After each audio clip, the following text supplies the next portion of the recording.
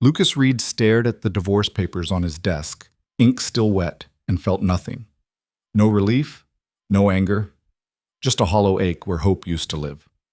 His phone buzzed. Another email from his boss. Another late night ahead. His daughter's drawing sat crumpled in his jacket pocket, a stick figure family he couldn't bring himself to look at.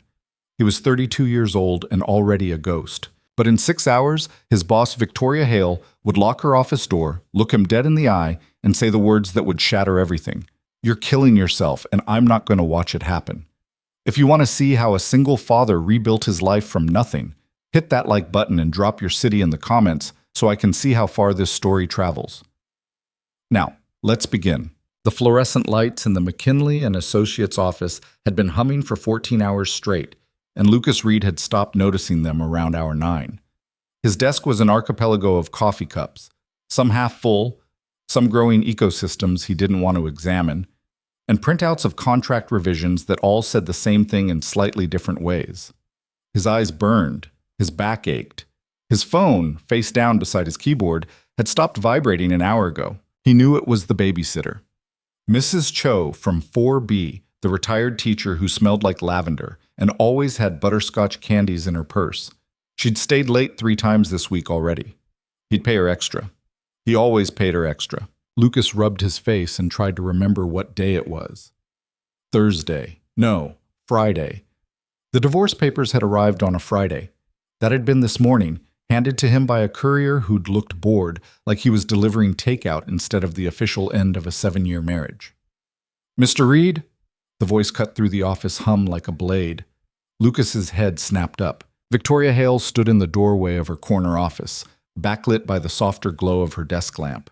She was still in her work clothes, charcoal suit, white blouse, hair pulled back in a way that looked effortless but probably wasn't. She was 41, though she moved like someone who'd never learned how to slow down, and she had the kind of presence that made junior associates check their posture when she walked past. "My office," she said. "Now." It wasn't a request. Lucas saved his document, force of habit, and stood. His legs felt like they belonged to someone else. The walk across the bullpen to her office seemed longer than usual, and he was aware of exactly 3 people still at their desks pretending not to watch. Jenkins in contracts, Marissa from compliance, someone new whose name he'd forgotten. Victoria's office smelled like expensive coffee and old books. She shut the door behind him, and he heard the lock click. That was new. "Sit," she said. He sat. She didn't go to her desk.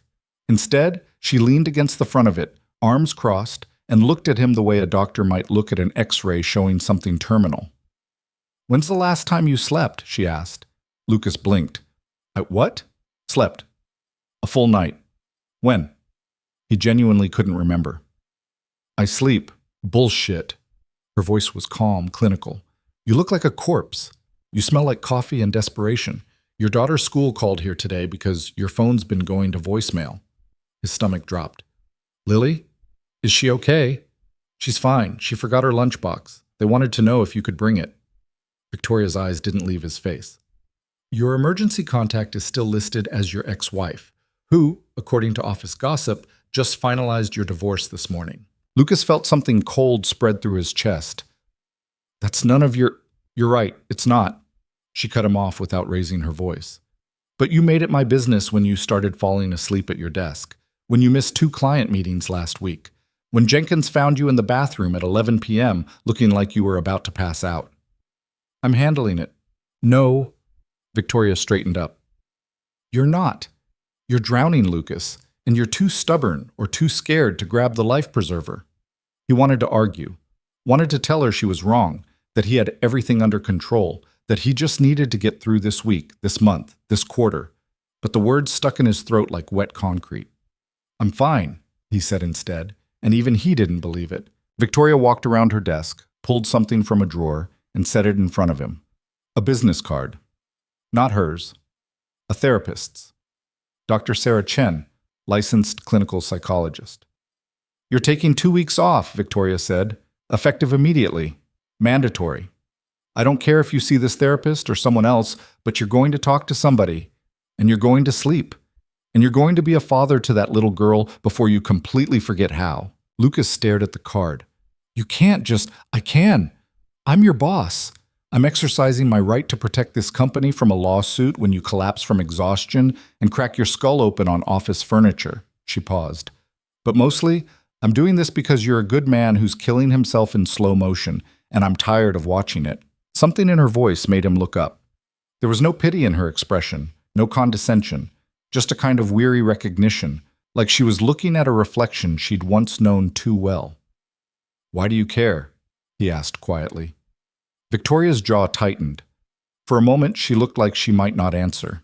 Then she sat down in the chair next to him, not behind her desk, but beside him. And when she spoke, her voice was softer than he'd ever heard it. Because 6 years ago, I was you, she said. Different details, same spiral. I worked 90-hour weeks, slept 4 hours a night, told myself I was fine while my marriage disintegrated, and I stopped recognizing myself in mirrors. She looked at her hands. I didn't have anyone who cared enough to lock a door and tell me the truth. I had to hit rock bottom before I figured it out. And you know what rock bottom looks like, Lucas? He shook his head. It looks like waking up in a hospital because your body gave out in the middle of a deposition. It looks like divorce papers served by a man who used to love you and now looks at you like a stranger. It looks like realizing you sacrificed everything that mattered for a career that doesn't give a damn whether you live or die. She met his eyes. You're not there yet, but you will be if you don't stop. The office was silent, except for the distant hum of the HVAC system. Lucas felt something crack open inside his chest, something he'd been keeping carefully sealed since the morning the courier had handed him those papers. I don't know how to stop, he said, and his voice came out raw. I know. Victoria stood up. That's why you're not getting a choice. Clean out what you need from your desk. Go home, hug your daughter, sleep for 12 hours. Then figure out what the hell you actually want your life to look like. She walked back around her desk and pulled out a folder. This is the contact information for Dr. Chen, a sleep specialist, and a family lawyer I trust who doesn't work for sharks. Use them or don't. Your call. But you're not setting foot in this office for 2 weeks minimum. If you try, security has instructions to turn you away. Lucas took the folder with numb hands. It felt surreal, like he'd stepped into someone else's life. What about the Morrison contract, he asked, and the Feldman deposition? Already reassigned. The world will keep turning, Lucas. It always does. She sat down, pulled her laptop toward her, and her voice shifted back into business mode. You have 15 minutes before I have security escort you out. I suggest you use them. He stood, folder in hand, and made it to the door before he stopped. Victoria. She looked up. Thank you. Her expression softened just for a second. Don't thank me yet. Thank me when you're on the other side of this and you can actually remember what your daughter's laugh sounds like. The apartment was dark when Lucas got home. He fumbled with his keys, dropped them once, picked them up, tried again, and finally got the door open. Mrs. Cho was asleep on the couch, her knitting abandoned in her lap. The TV played some late-night talk show on mute. Lucas set down his bag as quietly as he could. Mrs. Cho stirred, blinked awake, and gave him a tired smile. Mr. Reed, you're home early. Yeah. He glanced at the clock. 10:47 p.m. early. I'm sorry I'm late, again. Lily's sleeping. Mrs. Cho gathered her knitting, stood with the careful movements of someone whose knees hurt. She had chicken nuggets for dinner and did her reading homework. Well, most of it. She fell asleep halfway through chapter 3. Guilt, sharp and familiar, twisted in Lucas's gut. I'll pay you extra for... You always do. She patted his arm. She drew you a picture. It's on the kitchen table. Good night, Mr. Reed. She left, and the apartment felt even quieter. Lucas walked to the kitchen. The picture was there, held down by a clean coffee mug. Crayon on construction paper. A house, a tree, 2 stick figures. One big, one small. Both smiling.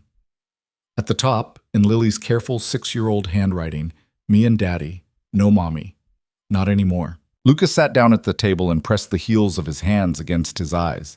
He was so tired. Tired in a way that sleep wouldn't fix. Tired in his bones, in his blood, in the part of him that used to believe things could get better.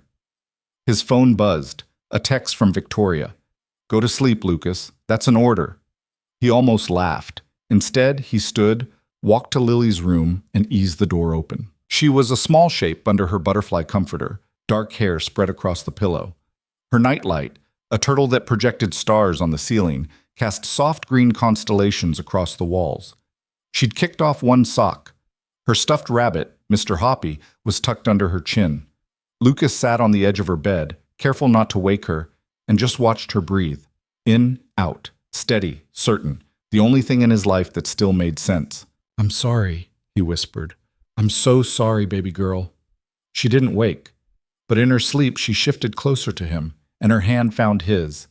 He sat there for a long time, holding his daughter's hand in the dark, and let himself finally feel the weight of everything he'd been running from.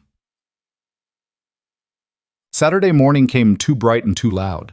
Lily bounded into his room at 7:15 a.m., already dressed in mismatched clothes, striped purple leggings, and a yellow shirt with a dinosaur on it, and announced that she wanted pancakes.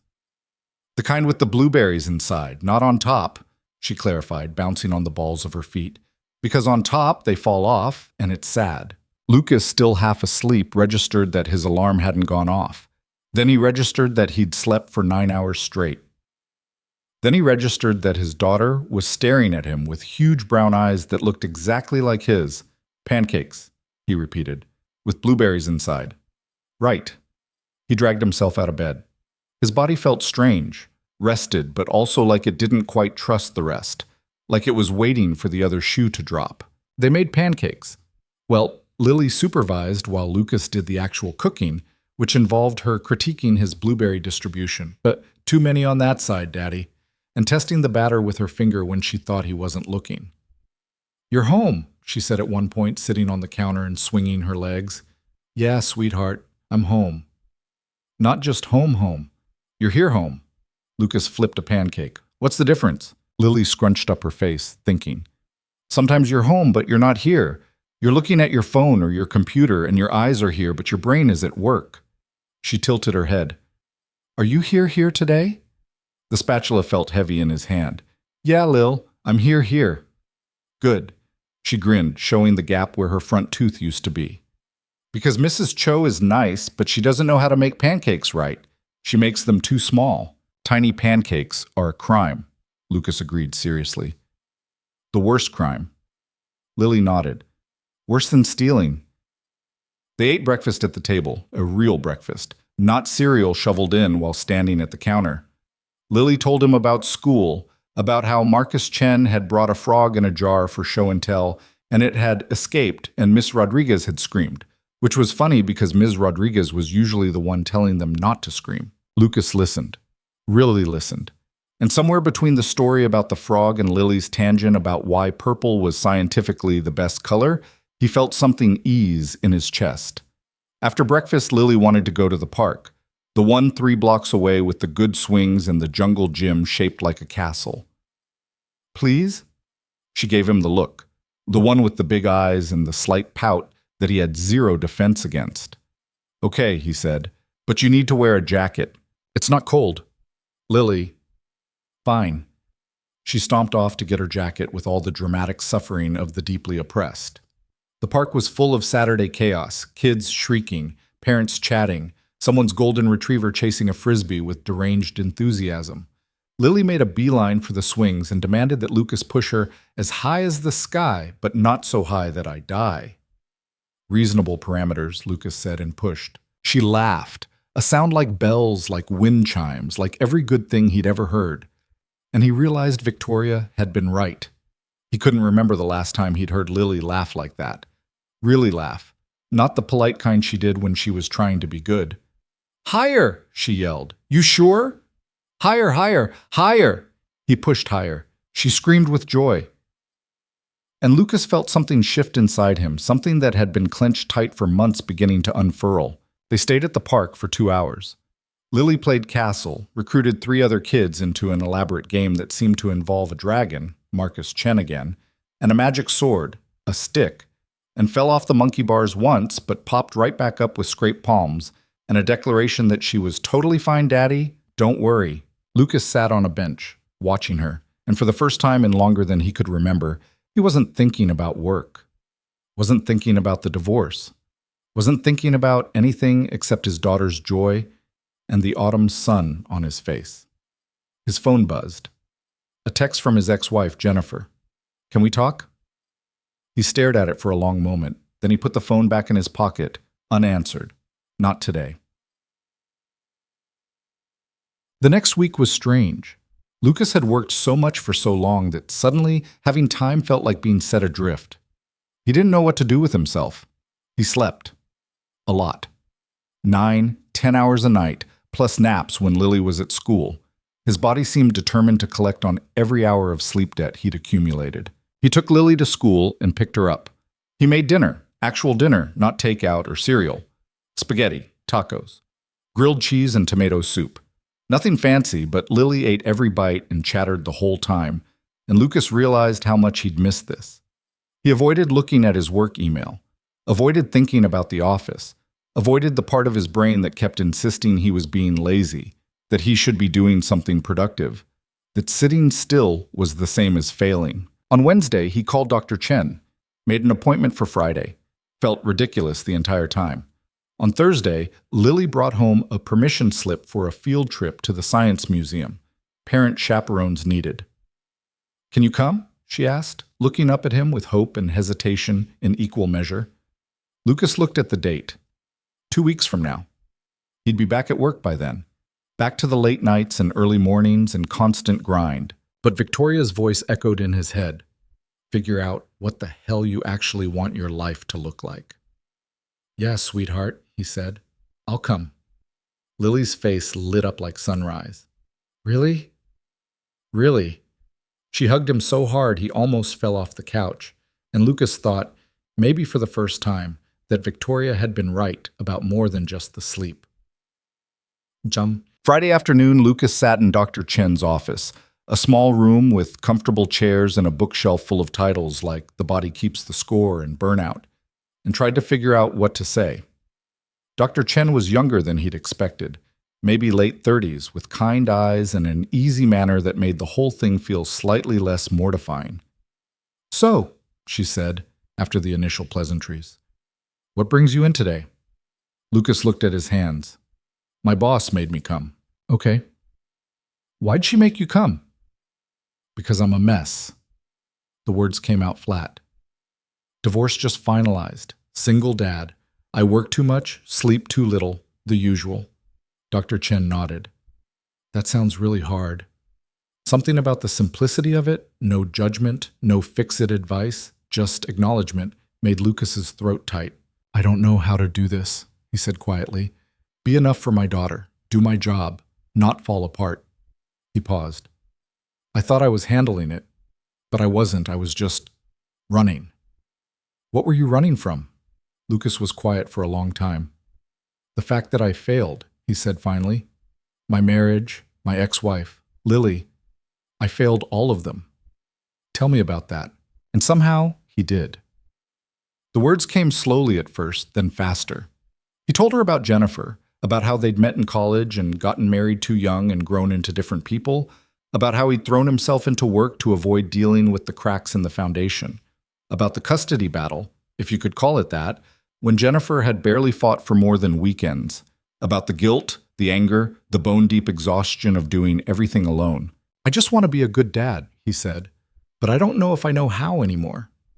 Dr. Chen leaned forward slightly. "Lucas, the fact that you're here, asking these questions, trying to do better, that's how. You don't have to be perfect. You just have to show up. What if showing up isn't enough?" "It will be," she said gently. "Trust me. For Lily, you being there, really there, not just physically present, that's everything." When Lucas left the appointment an hour later, he felt wrung out and raw, but also lighter, like he'd set down something heavy he hadn't realized he'd been carrying. The second week of his forced leave, Lucas started to remember what it felt like to be human. He took Lily to the library and let her pick out 10 books, even though the limit was 5. The librarian pretended not to notice. He went to the grocery store and actually cooked real meals instead of surviving on coffee and vending machine snacks. He called his sister Megan, who lived in Oregon, and who he hadn't talked to in 3 months. She yelled at him for ghosting her, then cried, then made him promise to visit for Thanksgiving. He looked at the family lawyer's contact information Victoria had given him, didn't call yet, but kept the card. And slowly, carefully, he started to feel like maybe he could breathe again. Lily noticed. She started asking him to read her bedtime stories again, something he'd stopped doing months ago because he was never home in time. They read Charlotte's Web and the Wild Robot, and a silly book about a dragon who was afraid of everything.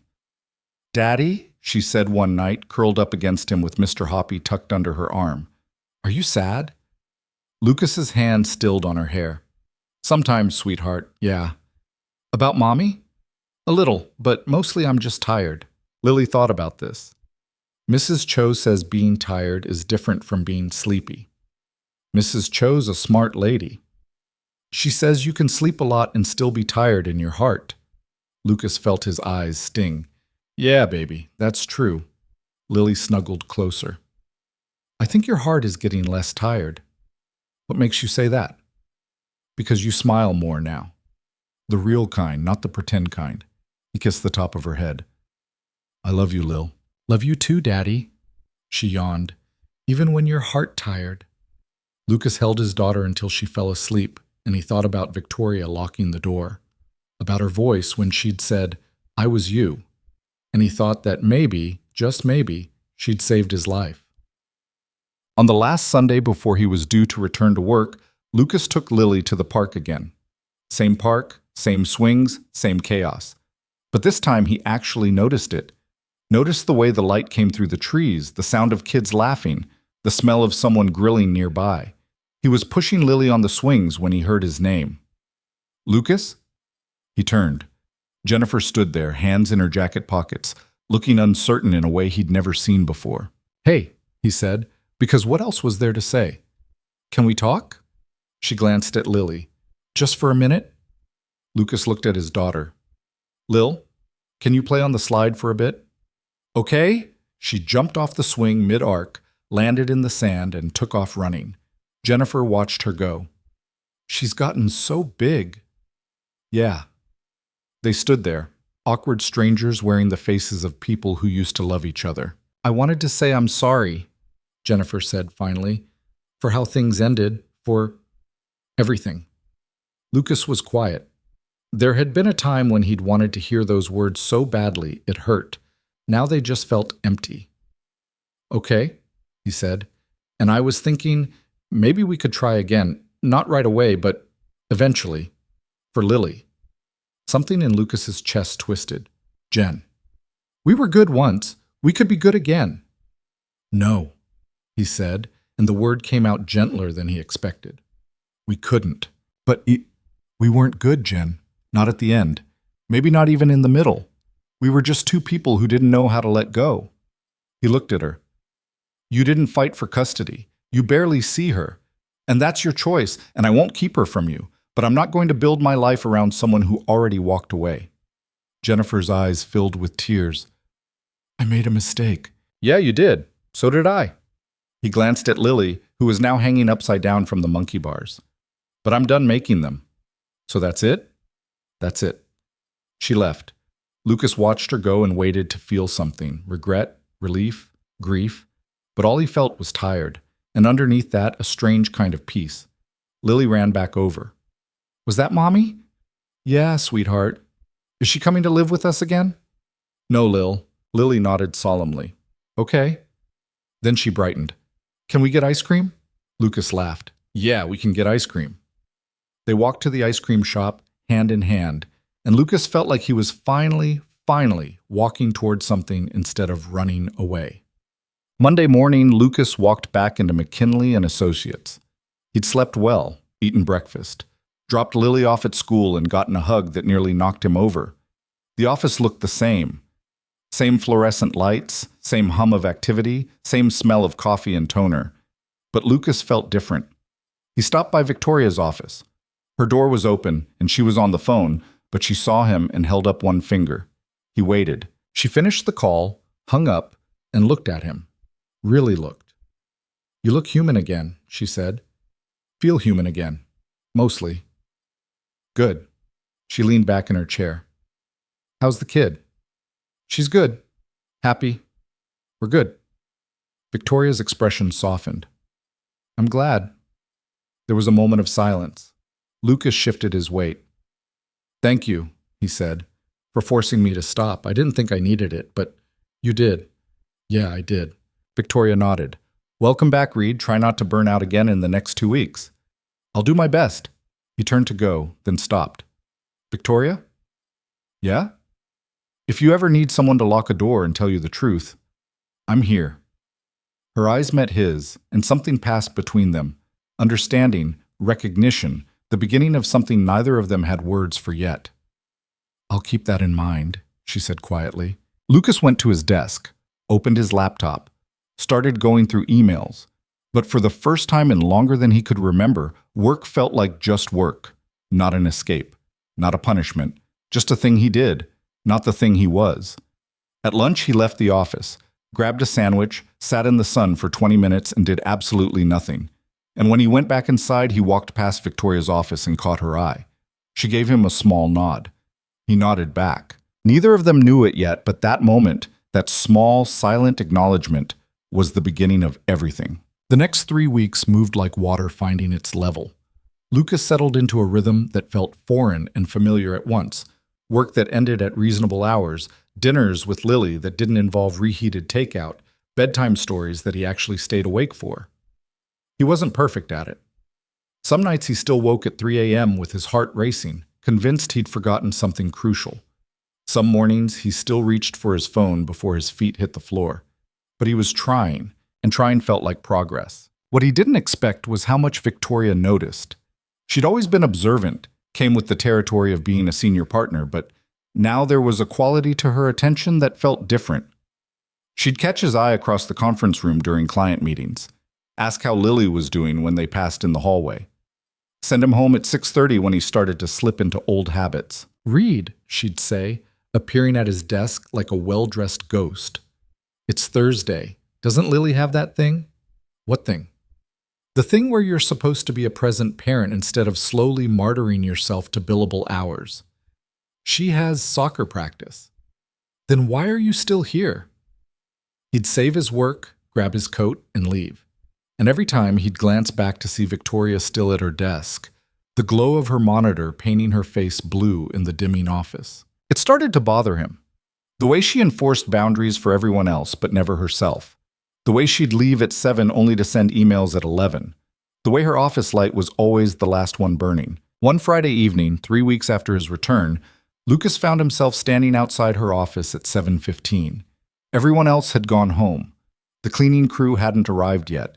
The building had that particular emptiness that only comes when a space meant for hundreds holds just two. Victoria was reading something on her laptop, red pen in hand, making notes in the margin of a printed contract. She'd taken off her suit jacket. Her sleeves were rolled up. There was a coffee cup at her elbow that Lucas would bet money had gone cold hours ago. He knocked on the doorframe. She looked up, startled. "Reed, thought you left." "Did. Came back." He held up the folder in his hand. "Forgot the Brennan files. Lily's at a sleepover." "Ah." Victoria set down her pen.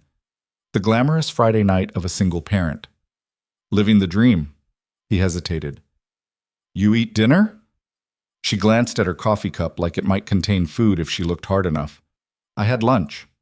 "That's not what I asked." "I'll grab something on the way home." "Victoria." She looked at him, and for a moment her expression was unguarded, tired in a way that went deeper than lack of sleep. "What? Come get dinner with me. There's a Thai place 2 blocks away. My treat." "Reed, you made me take time off, lectured me about self-destruction. Now you're doing the exact same thing you called me out for." He crossed his arms. "So either admit you're a hypocrite or come eat some pad thai before you pass out at your desk." Victoria stared at him. Then, impossibly, she laughed. A real laugh, not the polite professional kind. "That's quite the ultimatum." "I'm told I learned from the best." She closed her laptop. "Fine, but I'm paying for my own food." "We'll arm wrestle for the check." "You'll lose." "Probably." The Thai place was small and worn in, the kind of restaurant that had been in the same location for 30 years and saw no reason to update the decor. They got a booth in the back. Lucas ordered pad thai. Victoria got drunken noodles and summer rolls and didn't protest when he ordered an appetizer sampler to split. "So," Lucas said when the food arrived, How long have you been working 15-hour days? Victoria picked up her chopsticks. Who says I am? Your office light. It's visible from the street, I've noticed. Creepy. Observant. He took a bite of spring roll. You don't have to answer, but I figured I owed you one honest question after you ambushed me with a therapy referral. She was quiet for a moment, pushing noodles around her plate. Since always, pretty much. It's what I know how to do. What about what you want to do? Same thing. She looked up. I like my work, Lucas. I'm good at it. It's not some tragic coping mechanism. It's just who I am. Okay, but who are you when you're not at the office? Victoria's chopsticks stilled. The question hung between them like smoke. I don't know, she said finally, and the honesty in it was almost painful. I used to be someone's wife, then I wasn't, and everything else just sort of filled in the gaps. Lucas recognized that look.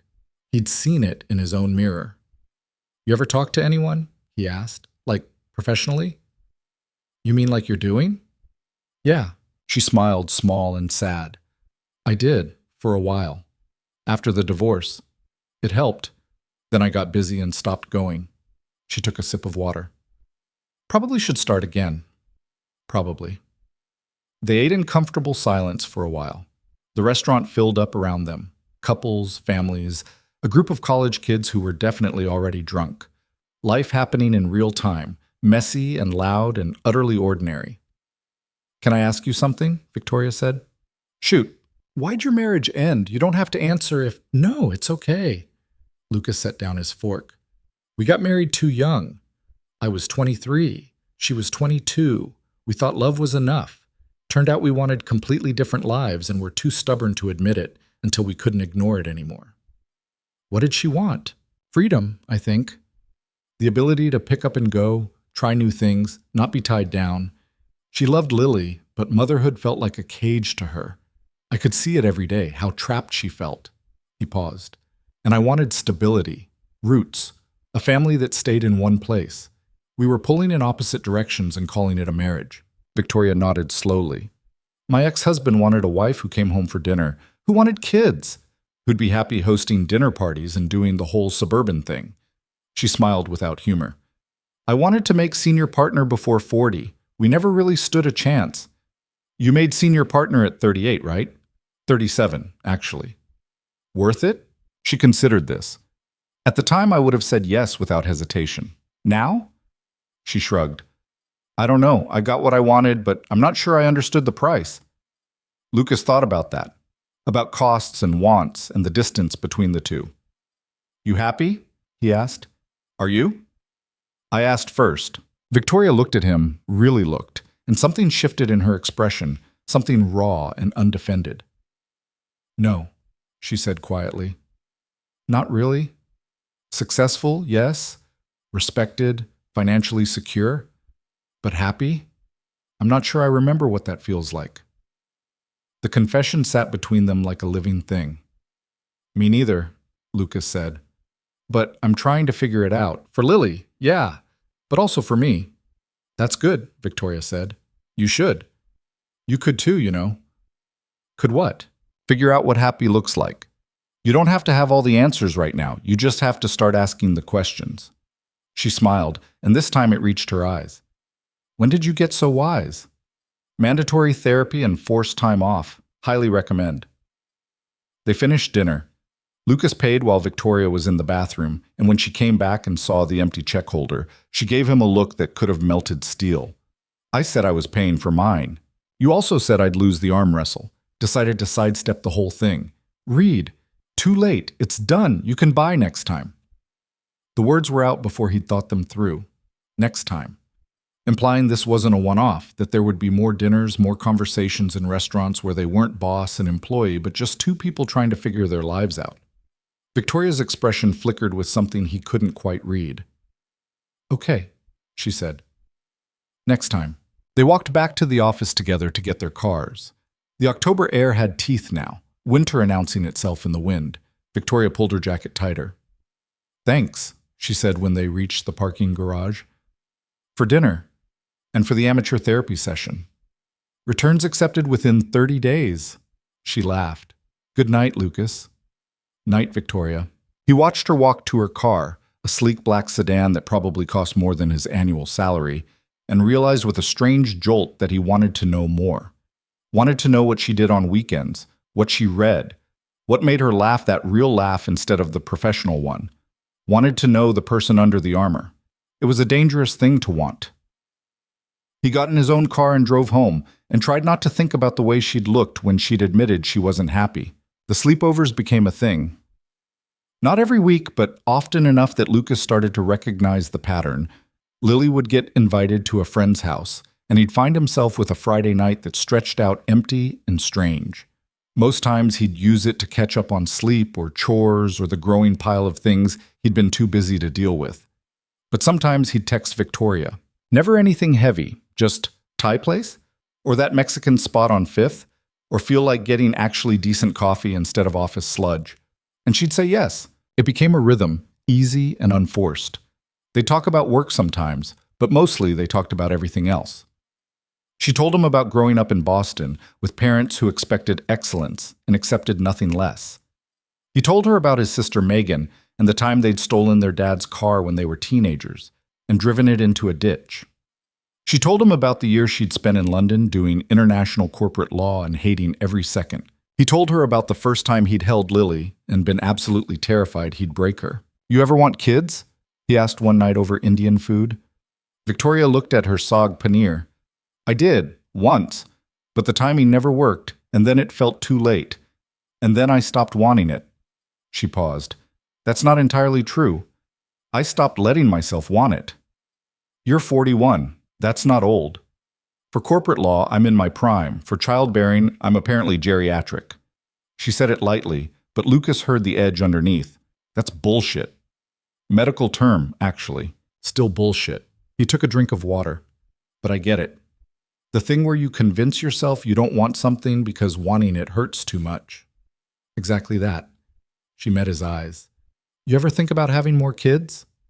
"Sometimes. But I can barely handle one, and she's half raised already. Starting over sounds exhausting." "Fair." They sat with that for a while, the shared understanding of paths not taken and doors closed. "I think you'd be a good mom," Lucas said, "if you decided you wanted to be." Victoria's expression softened. "That's probably the nicest thing anyone's said to me in years." "Really? Really? People don't generally see me as maternal, more like terrifyingly competent." "You can be both. Tell that to literally everyone I've ever worked with." Lucas grinned. "I think you scare them because you're smarter than they are and you don't pretend otherwise." "Is that a compliment?" "Absolutely." She smiled, the real one, the one that changed her whole face. And Lucas felt something shift in his chest, something that had nothing to do with friendship and everything to do with the way her eyes caught the light. He pushed the feeling down, locked it away. She was his boss. This was dinner. That was all. But the feeling didn't go anywhere. It just sat there, patient and persistent, waiting. At work, things stayed professional. They were careful about it. No lingering looks in meetings, no inside jokes in front of colleagues, nothing that would invite speculation. Lucas knew how office gossip worked. Victoria was a senior partner. He was an associate. Any hint of impropriety would torch them both. But the care itself became its own kind of intimacy.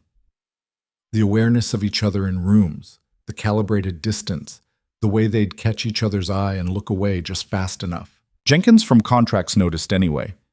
"You and Hale are spending a lot of time together," he said one afternoon, appearing at Lucas's desk with the energy of someone who lived for drama. Lucas didn't look up from his screen. "We work together, Jenkins. That's kind of how jobs work. I mean, outside of work. We've had dinner a few times, as colleagues.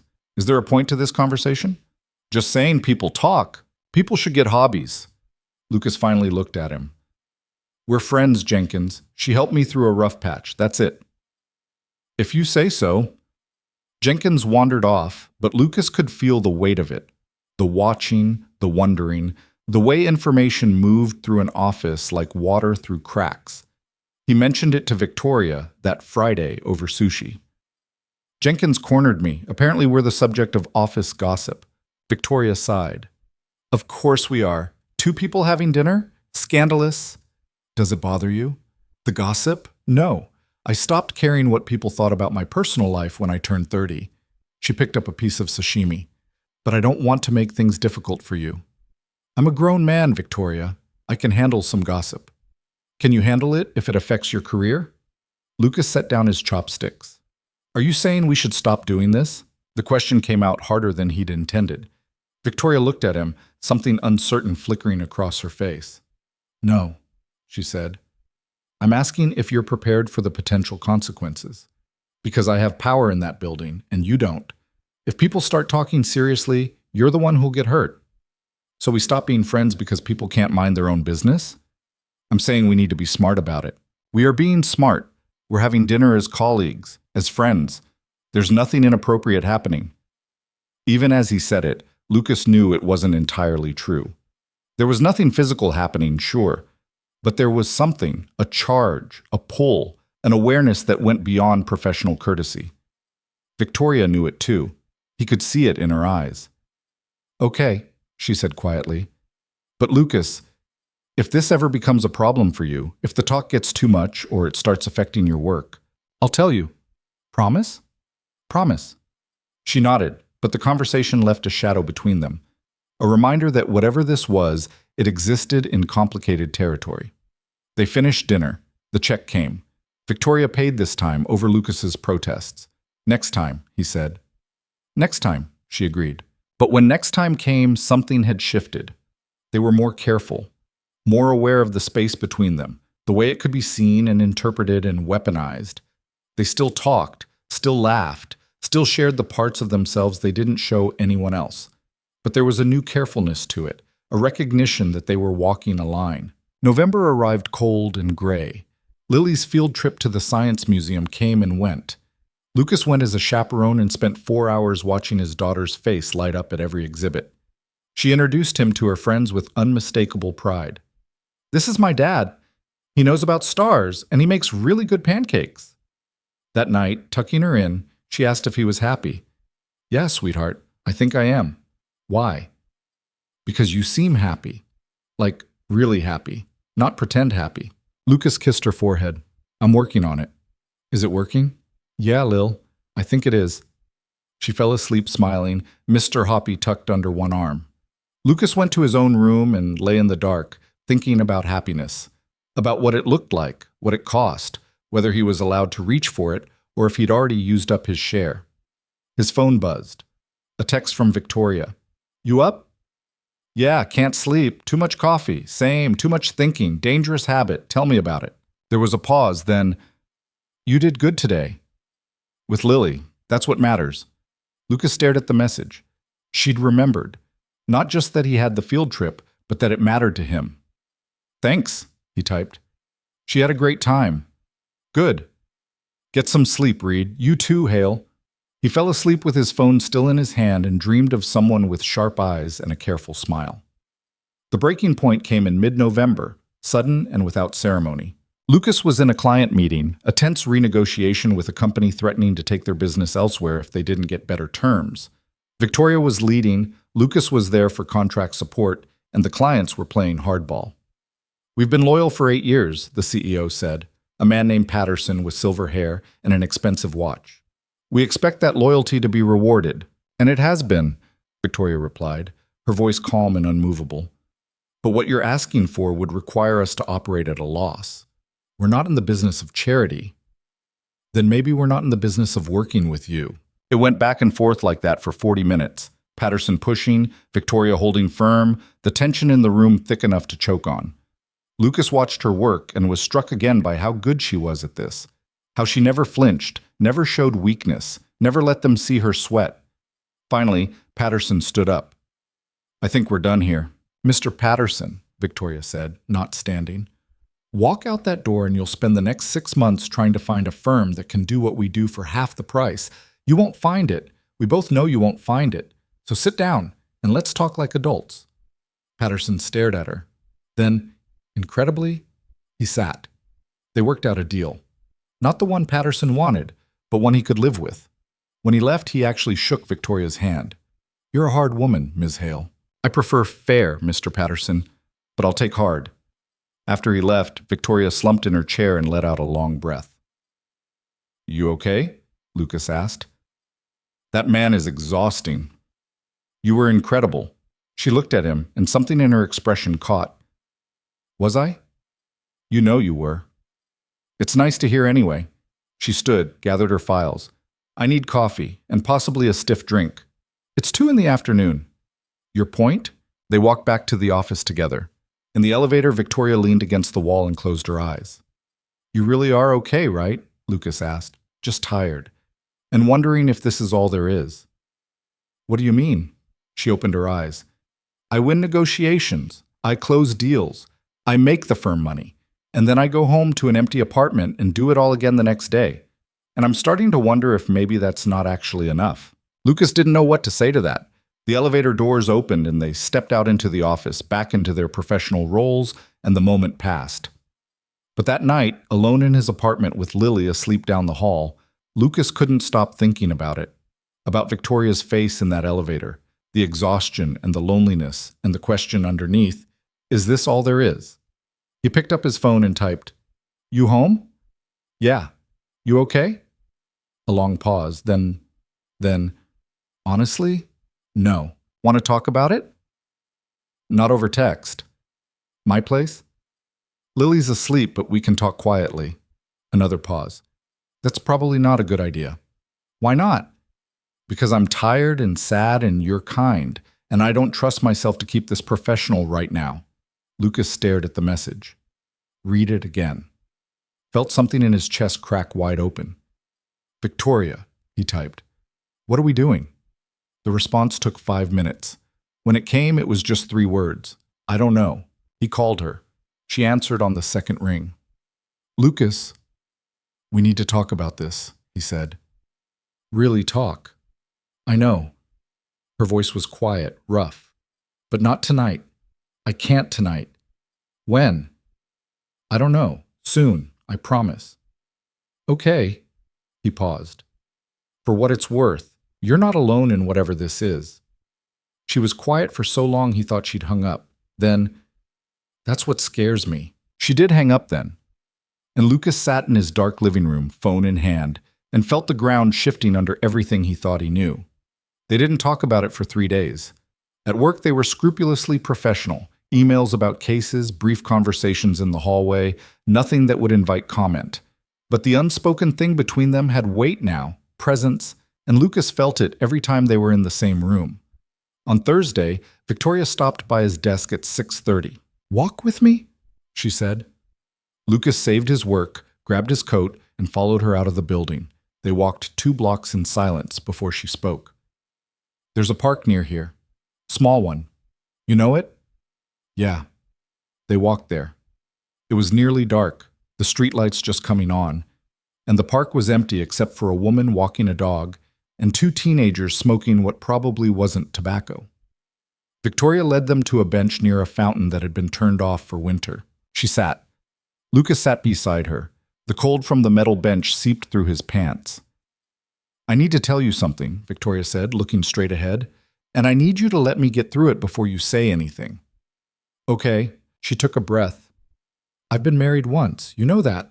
What you don't know is that I loved him, really loved him, and I still chose work over him every single time. Every late night, every missed dinner, every vacation I canceled, I chose the career. And I told myself it was fine because that's what ambitious people do. That's what success requires. She paused. And then he left, and I thought I'd feel something. Regret, grief, anything. But I just felt relieved, because it meant I could stop pretending I knew how to be a wife. Demnisi, Lucas stayed quiet. I haven't been close to anyone since, she continued. Not really. I have colleagues and acquaintances and people I see at firm functions, but no one who knows me. No one I've let in. She finally looked at him. And then you showed up in my office 6 months ago, looking like you were drowning, and I saw myself. The version I might have been if someone had grabbed me before I hit bottom. And I made you take time off because I couldn't stand watching you make my mistakes. Victoria, I'm not done. Her voice was gentle but firm.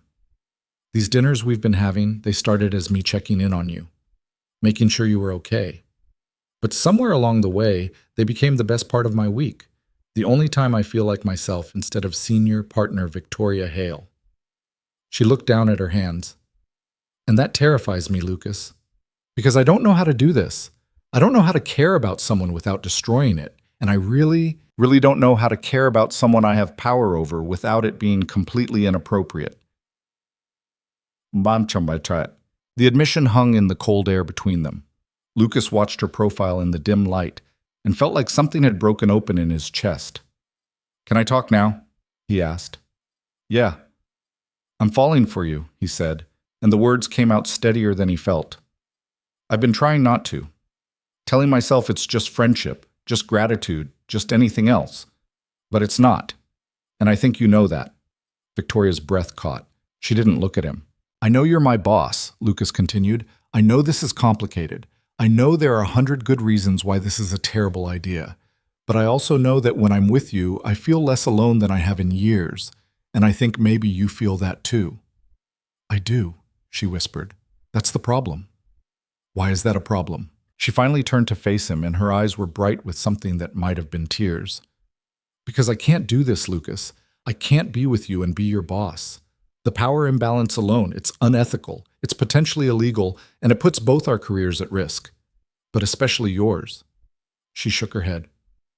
"I won't do that to you." "So what are we supposed to do? Just pretend we don't feel this?" "I don't know." Her voice cracked. "I don't have an answer.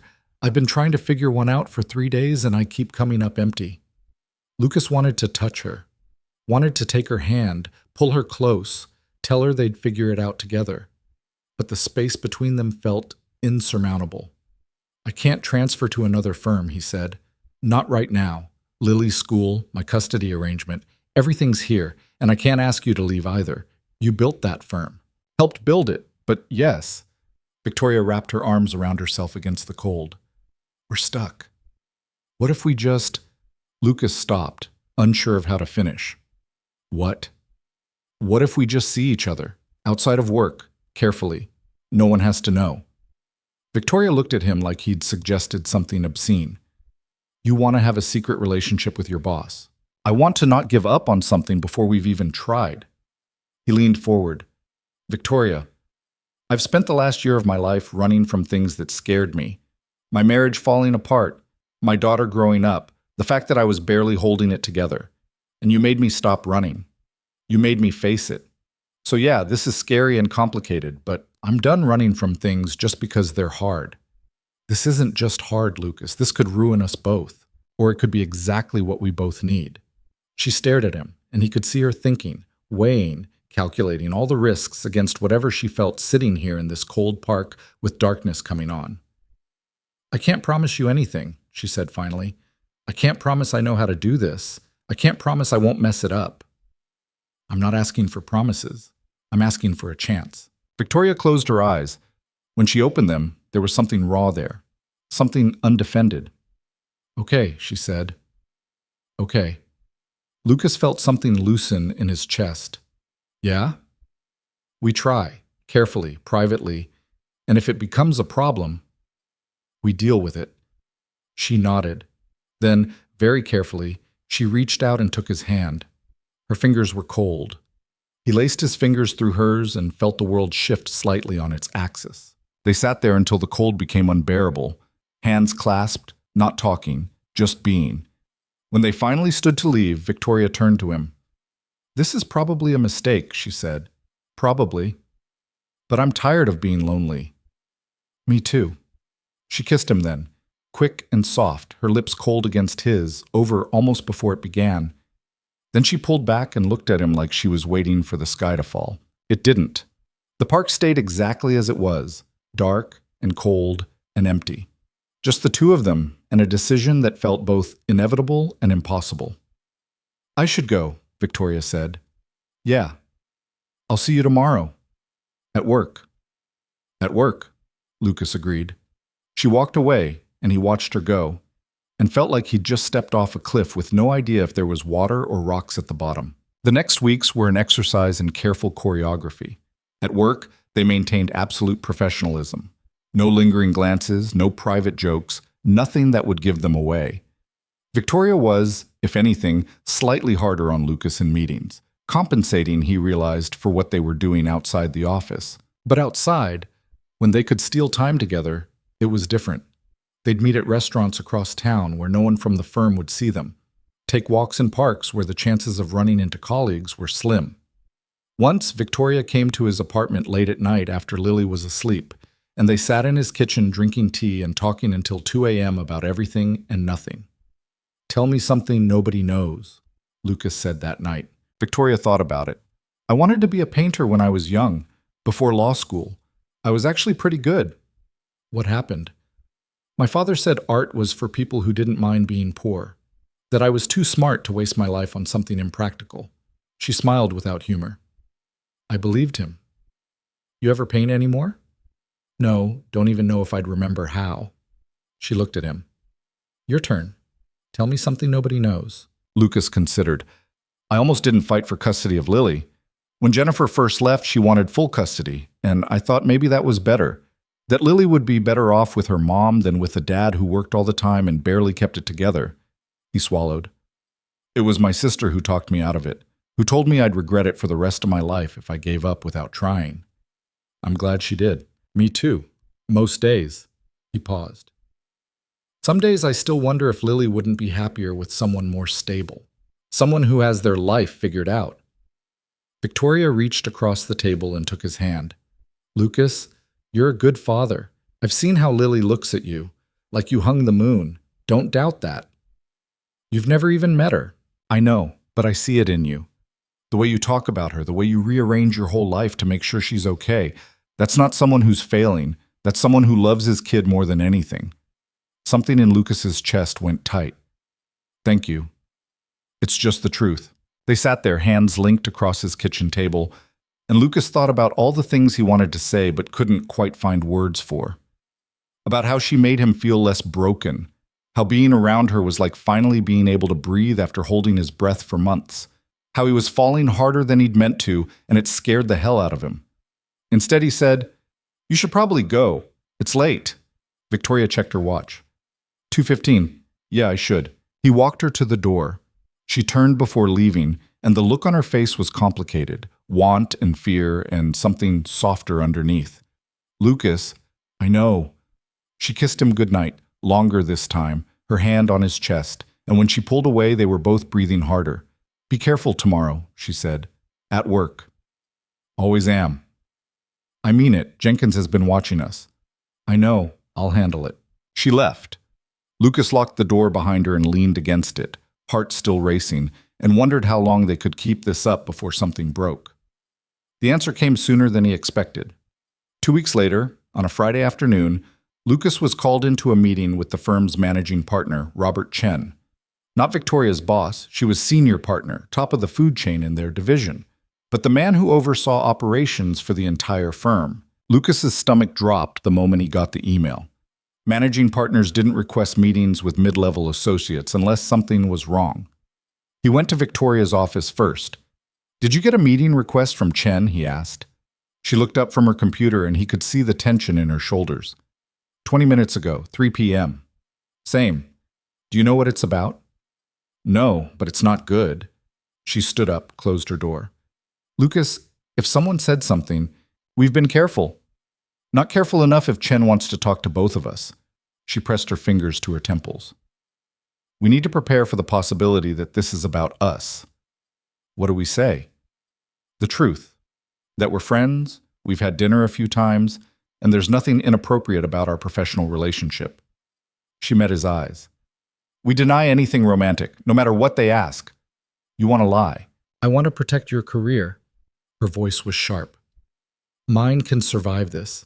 Yours can't. So, yes, we lie." Lucas wanted to argue but couldn't find the ground to stand on. She was right. If this came out, she'd weather the storm. He'd be finished. The meeting was in Chen's office, which was twice the size of Victoria's, and decorated with the kind of expensive art that Lucas couldn't identify but assumed cost more than his car. Chen himself was in his early 60s, silver-haired, with the kind of presence that came from 40 years of making people do what he wanted. He didn't offer them seats. I'll make this brief, Chen said. It's come to my attention that the two of you have been spending significant time together outside of work, multiple dinners, late-night conversations, etc. Victoria's face was perfectly neutral. Robert, if this is about the Patterson negotiation, it's not about the negotiation, it's about perception. He looked between them. You're a senior partner, Victoria. He's an associate in your division. The power dynamic alone makes any personal relationship completely inappropriate. You know this. There is no personal relationship, Victoria said smoothly. Lucas went through a difficult divorce. I offered some mentorship and support. We've had dinner a handful of times as colleagues, that's all. Chen turned to Lucas. Is that true, Mr. Reed? Every instinct screamed at Lucas to tell the truth, but he looked at Victoria's carefully blank face and thought about Lily, about custody arrangements and mortgage payments and everything that depended on him keeping this job. Yes, sir, he said. Victoria's been a mentor, nothing more. Chen studied them both. Lucas felt like he was being x-rayed. I want to believe you, Chen said finally. I truly do. Victoria, you're one of the best attorneys this firm has ever had. Lucas, your work has been exemplary, but I can't ignore multiple reports of inappropriate closeness. So here's what's going to happen. He sat on the edge of his desk. Lucas, you're being transferred to the corporate division, effective Monday. You'll report to Sarah Winters instead of Victoria. You'll have no professional contact with her beyond what's absolutely necessary for firm business. The room felt airless. Lucas heard Victoria take a sharp breath. Robert, she started, that's not... It's already done. HR has the paperwork. Chen's voice was firm, but not unkind. This is me being generous, Victoria. I could make this much worse for both of you. I'm choosing not to, but the transfer is non-negotiable. And if I refuse, Lucas asked, then you're terminated for cause. And good luck explaining that in your next interview. Chen stood. I don't think you're having an affair, but I think you could be, and in this firm, the appearance of impropriety is as damaging as the real thing. This solves the problem. He looked at Victoria. Unless you'd like to challenge this decision through official channels, file a complaint maybe. It was a trap. Filing a complaint would mean going on record, making their relationship public, inviting exactly the scrutiny they'd been trying to avoid. Victoria's jaw was tight. No complaint. Good. Then we're done here. Chen walked to his door and opened it. I trust this won't be an issue going forward. They left. In the elevator, neither of them spoke. Lucas felt numb, hollowed out. When they reached Victoria's floor, she got off without looking at him. He rode down to his desk alone and sat there staring at nothing until his computer screen went dark.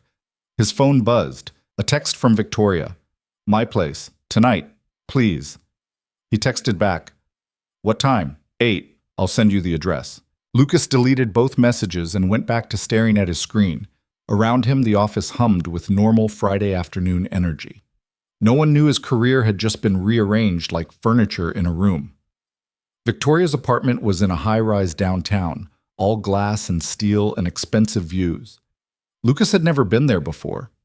When she opened the door, she'd changed out of her work clothes into jeans and a sweater, and she looked smaller somehow, less armored. Come in, she said. The apartment was beautiful and impersonal. Tasteful furniture, abstract art, everything perfectly arranged and nothing that told you who actually lived there. It looked like a hotel suite, Lucas thought, like a place designed to be admired, not lived in. Victoria handed him a glass of wine. Sit, please. He sat on her couch. She sat next to him, close enough to touch, but not touching. I'm sorry, she said. For what? For putting you in this position, for not being more careful, for... Her voice broke slightly. For caring about you when I should have known better. Victoria, I mean it, Lucas. This is my fault. I'm the one with power here. I should have stopped this before it started. Lucas set down his wine. You think I didn't have a choice? I'm a grown man, Victoria. I knew the risks. You shouldn't have had to take them. Maybe not. But I did anyway. He turned to face her. And I don't regret it. You should. You just got transferred because of me. I got transferred because someone saw us having dinner and decided to make it their business. That's not your fault. She looked at him, and her eyes were red-rimmed. I can't do this to you. I can't keep being the reason your life gets complicated. Something cold spread through Lucas's chest. What are you saying? I'm saying maybe we should stop before it gets worse. Stop. The word came out flat. Just like that. Lucas, no. He stood up. No, you don't get to make that call unilaterally. You don't get to decide what I can and can't handle. I'm trying to protect you. I don't need protecting. His voice rose. I need you to stop making decisions about us without asking me what I want. Victoria stood too. What you want doesn't matter if it destroys your career. You have a daughter to think about, Lucas. You can't afford to lose this job. You think I don't know that? You think I haven't thought about Lily every single day of this? He ran his hands through his hair. But I've also thought about what kind of example I'm setting for her. Whether I want her to grow up thinking you only get to be happy if it's convenient, if it doesn't make anyone uncomfortable. This isn't about convenience, isn't it? Chen transferred me, but we can still see each other. We can still do this. It's just harder now, more complicated, and you want to quit before we've even tried. Victoria's face crumpled. I don't know how to try, Lucas. I don't know how to be in a relationship without destroying it, and I can't watch myself ruin something with you. I can't. Lucas stopped, looked at her, really looked, and saw past the fear to what was underneath. She wasn't protecting him. She was protecting herself. From the possibility of failure, of loss, of feeling things she'd spent years learning not to feel. He sat back down. Gentler now, he said. Come here. She hesitated, then sat beside him. He took her hand. I'm scared too, he said. I'm terrified, actually, of messing this up, of hurting you, of making another mistake that costs me everything. But you know what scares me more? What? Never trying. Spending the rest of my life wondering what we could have been if we'd just had the guts to find out. Victoria's thumb traced circles on his hand. What if we fail? Then we fail. But at least we'll know we tried. She leaned her head on his shoulder, and he felt her breathing slow. They sat there in her beautiful, sterile apartment as the city lights came on outside her windows. I don't know how to do this, she whispered. Neither do I. But we can figure it out together. That's terrifying. Yeah, it really is. She turned her face up to his, and he kissed her, slow and deep, his hand in her hair, and when they finally broke apart, they were both shaking. Stay, she said, please, just for tonight. Okay. They moved to her bedroom. Nothing happened beyond holding each other, both of them too raw, too vulnerable for anything else. But lying there in the dark with Victoria's head on his chest, Lucas felt more certain than he had in months. This thing between them, it was messy and complicated and potentially career-ending, but it was also real. And he was done running from real just because it was hard. Victoria fell asleep first. Lucas stayed awake, listening to her breathe, and made a decision. Whatever came next, whatever they had to face, whatever they had to give up, he was done being careful, done minimizing what he wanted because someone else might disapprove. He was choosing this, choosing her. And if that meant his life got harder, then so be it. He'd survived worse. Lucas woke to unfamiliar light coming through unfamiliar windows.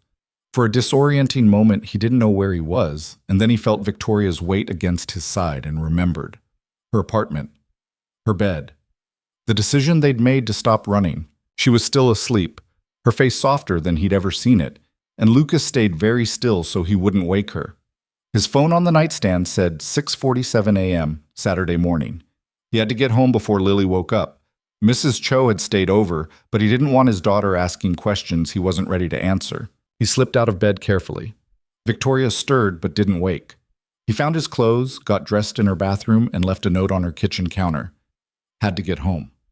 Call me when you wake up. The drive back to his apartment felt surreal, like he'd crossed some invisible line in the night and couldn't quite find his way back to the person he'd been before. Mrs. Cho was making coffee when he came in. Mr. Reed, you're up early. Couldn't sleep. Went for a drive. The lie came easier than it should have. Lily's still sleeping. I'll head out once she's up and fed. Thank you. Really. I don't know what I'd do without you. Mrs. Cho patted his arm. You'd figure it out. You always do. After she left, Lucas made pancakes and waited for Lily to wake up. When she did, tumbling into the kitchen with bedhead and mismatched pajamas, She climbed into his lap and demanded he tell her a story about dragons. What kind of dragons? He asked. The nice kind, that help people instead of eating them.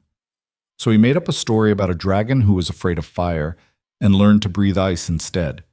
And Lily listened with her head on his shoulder, and Lucas thought about how much harder this would all be if Victoria became a real part of his life. How he'd have to explain it to his daughter, navigate the complexity, hope that a 6-year-old could understand why Daddy's friend was more than a friend. His phone buzzed. Victoria. You left. Had to get back before Lily woke up. I understand. Can we talk later? Yeah, call me this afternoon? Okay. Lily squirmed in his lap. Daddy, you're not listening. Sorry, sweetheart. What'd you say? I said the ice dragon should have a name. What should we call her? Lily thought about it very seriously. Crystal. Because ice is like crystals. Crystal it is. They spent the day together. Park, library, groceries, all the normal weekend rhythms. But Lucas felt distracted, his mind half somewhere else. When Victoria called at 3, he stepped into his bedroom and closed the door. Hey, he said. Hey. Her voice was quieter than usual. How are you? Good. Confused. Not sure what happens now. Me neither. He heard her moving, maybe pacing. Lucas, last night, what I said about stopping. You changed your mind? No, I mean, yes. I don't want to stop. She paused. But I've been thinking about what this actually looks like. We can't keep sneaking around. It's not sustainable. So what do you want to do? I don't know. That's the problem. She sounded frustrated. Every option is terrible. We hide it and live in constant fear of being caught. We go public and destroy both our careers. We actually stop and spend the rest of our lives wondering what if. Lucas sat on the edge of his bed.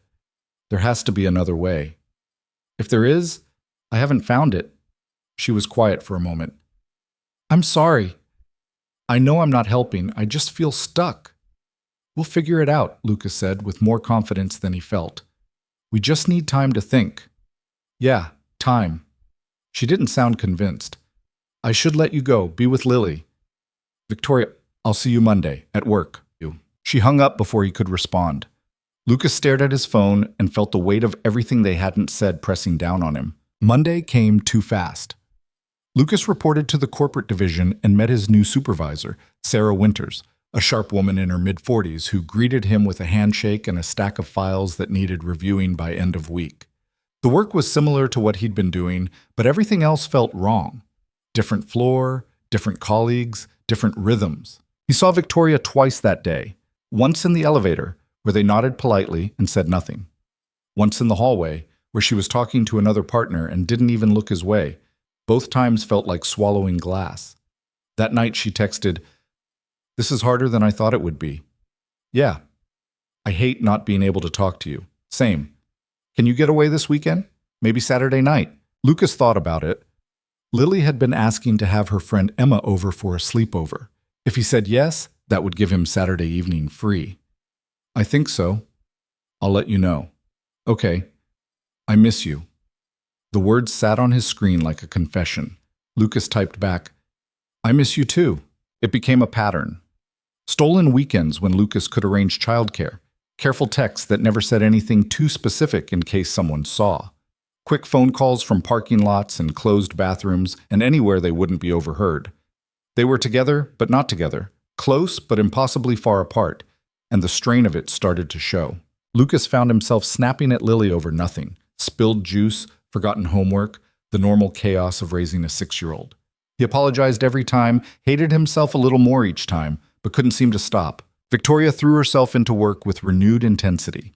Lucas heard through office gossip that she was in the office until midnight most nights, that she'd taken on 3 new cases when she was already overloaded, that she'd screamed at an associate who missed a filing deadline. They managed 2 full weekends together in December.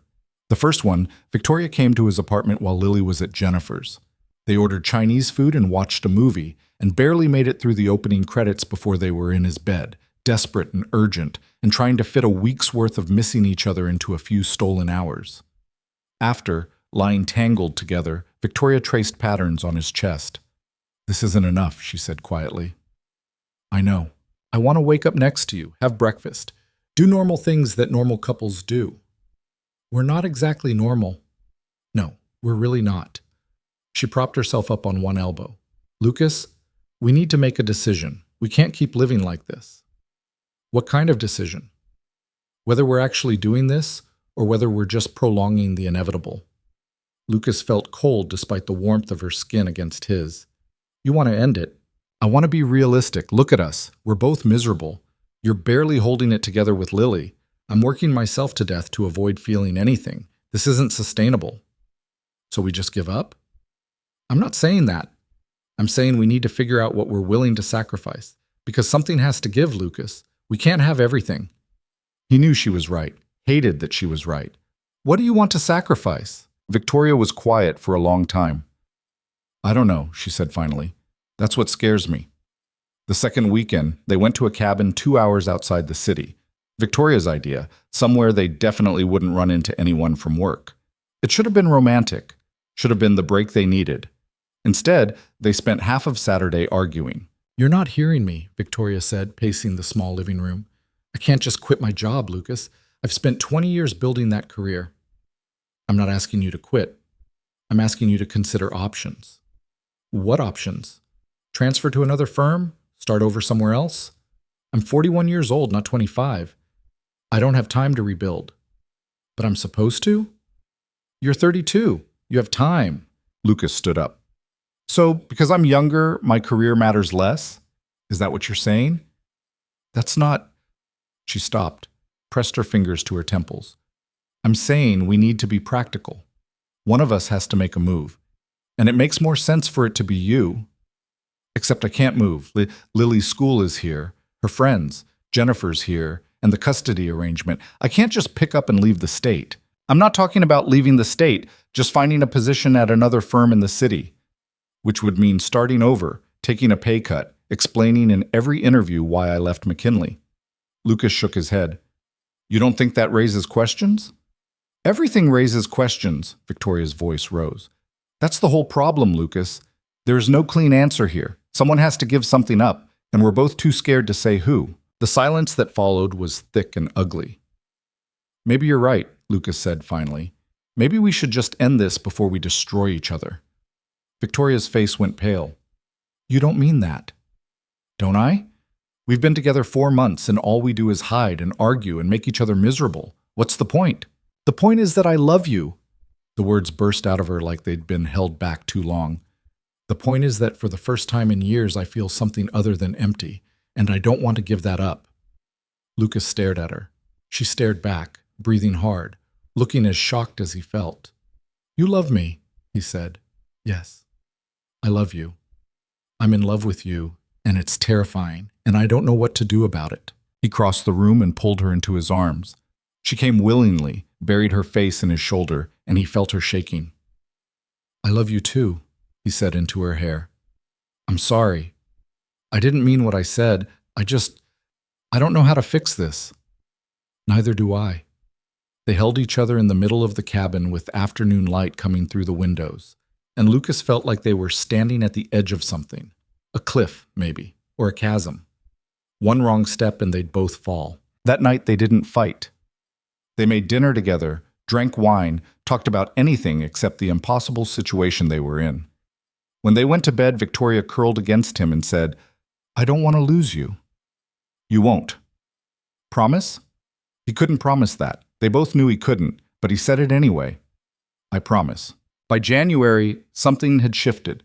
They stopped talking about the future and focused on the present, stopped trying to solve the unsolvable, and just took what time they could get. It wasn't healthy, and they both knew it, but it was easier than facing the truth. Lucas's work performance started to slip. Nothing dramatic, just small things. Missed details, deadlines that came closer than they should have. Sarah Winters called him into her office after he filed a contract with a date error. Lucas, is everything okay? Yeah, just distracted. Won't happen again. See that it doesn't. You're good at this job, but good isn't enough if you can't focus. She studied him. If there's something going on, personal issues, family stuff, you can tell me. We have resources. I'm fine. Really. But he wasn't fine. He was exhausted from sneaking around, sick of lying, tired of feeling like he was failing at everything that mattered. He snapped at Lily more often, forgot to sign permission slips, showed up late to pick her up from school twice in 1 week. The second time, Lily's teacher pulled him aside. "Mr. Reed, I wanted to check in. Lily seems a bit off lately, more withdrawn. I just wanted to make sure everything's okay at home." Lucas felt gut-punched. Did she say something? Not directly, but she's not herself. I thought you should know. That night, after dinner, Lucas sat down with Lily. "Hey, sweetheart, can we talk?" She looked up from her drawing. "Okay."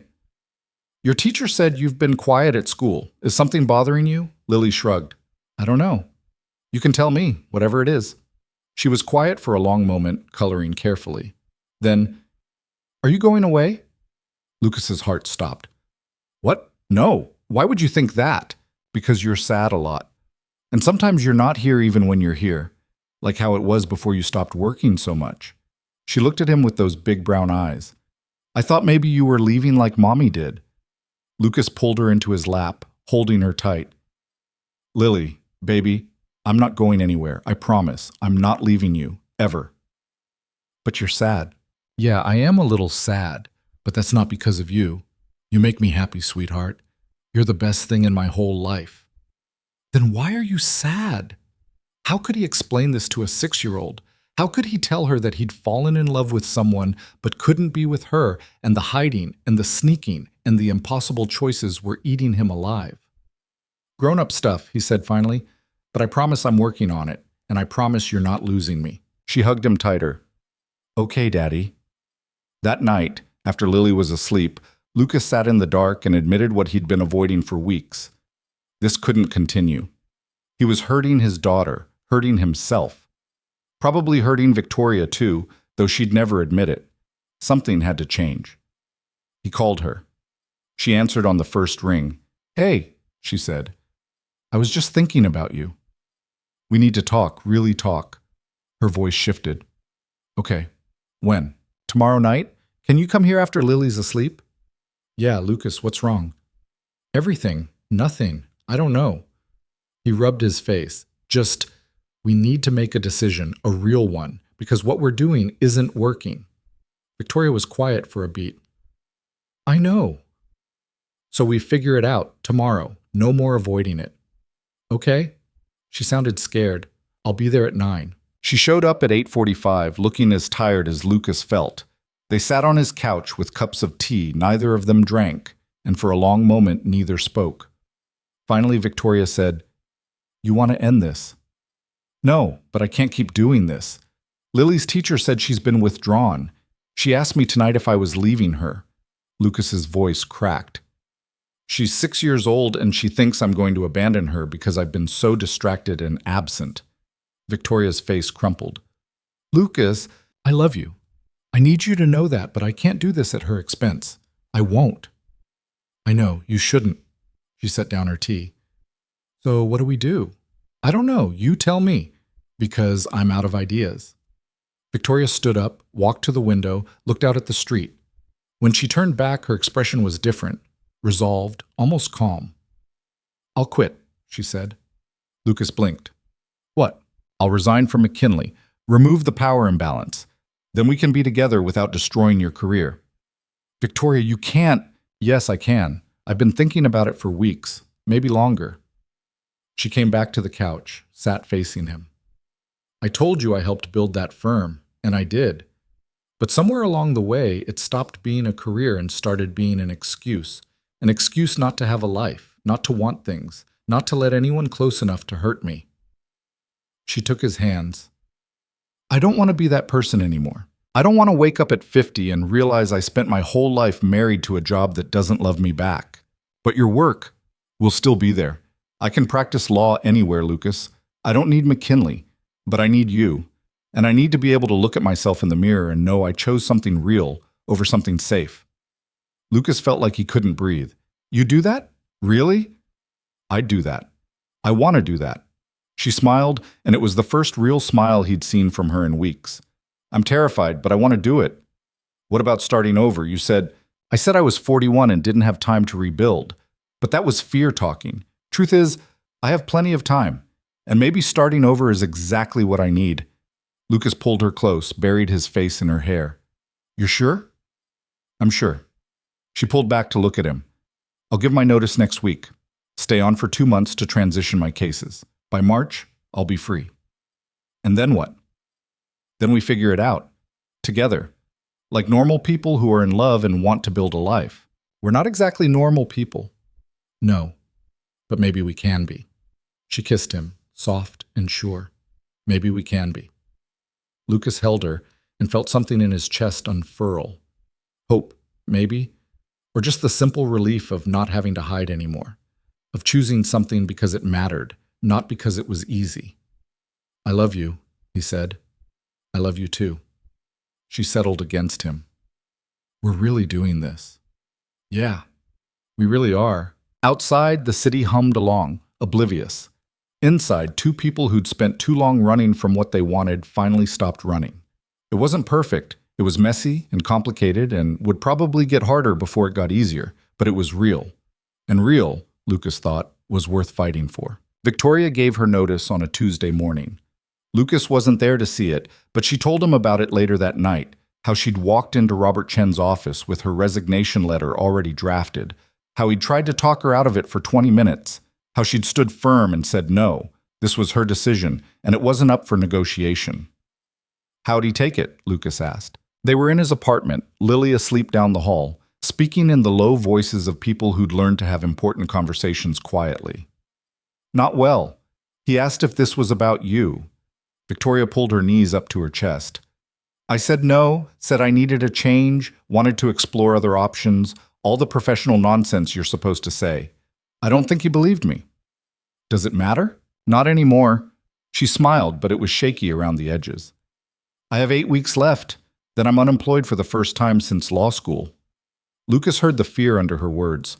You're allowed to be scared. I'm terrified. I woke up at 4 this morning convinced I'd made a huge mistake. She looked at him. Then I remembered why I did it, and the fear got smaller. What if the fear gets bigger? Then I deal with it. With you. She reached for his hand. That's how this works, right? We deal with things together? That's how it's supposed to work. They sat in the quiet of his living room, and Lucas thought about all the ways their lives were about to change. How in 2 months they wouldn't have to hide anymore. How they could go to dinner without checking over their shoulders. Hold hands in public. Be a couple instead of a secret. It should have felt like freedom. Mostly it felt like standing at the edge of something vast and unknown. The next few weeks were strange. At work, word spread quickly that Victoria was leaving. The rumors ran wild. Some said she'd been pushed out. Others claimed she'd gotten a better offer. A few whispered about inappropriate conduct, though no one could say with whom. Lucas kept his head down and said nothing when people asked if he knew anything. But the hardest part was watching Victoria dismantle 20 years of her life. She transferred cases, trained her replacement, packed up her office in careful increments. Lucas would see boxes stacked outside her door when he passed on his way to meetings.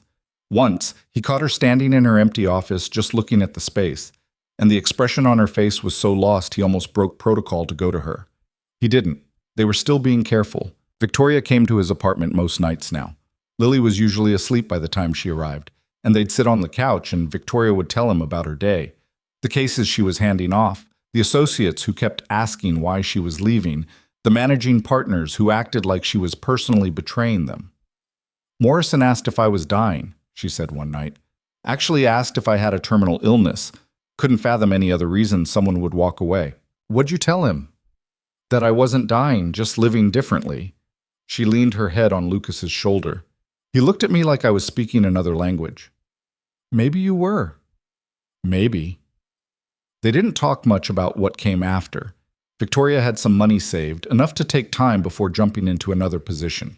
She'd already gotten 3 offers from other firms, her reputation preceded her, but she was dragging her feet on committing. What are you waiting for? Lucas asked. I don't know. The right fit, I guess. Or maybe I'm just not ready to jump back into the same life at a different address. She turned to look at him. Is that crazy? No, it's human. I've spent 2 decades being a lawyer. I'm not sure I know who I am without it. Lucas understood that more than she knew.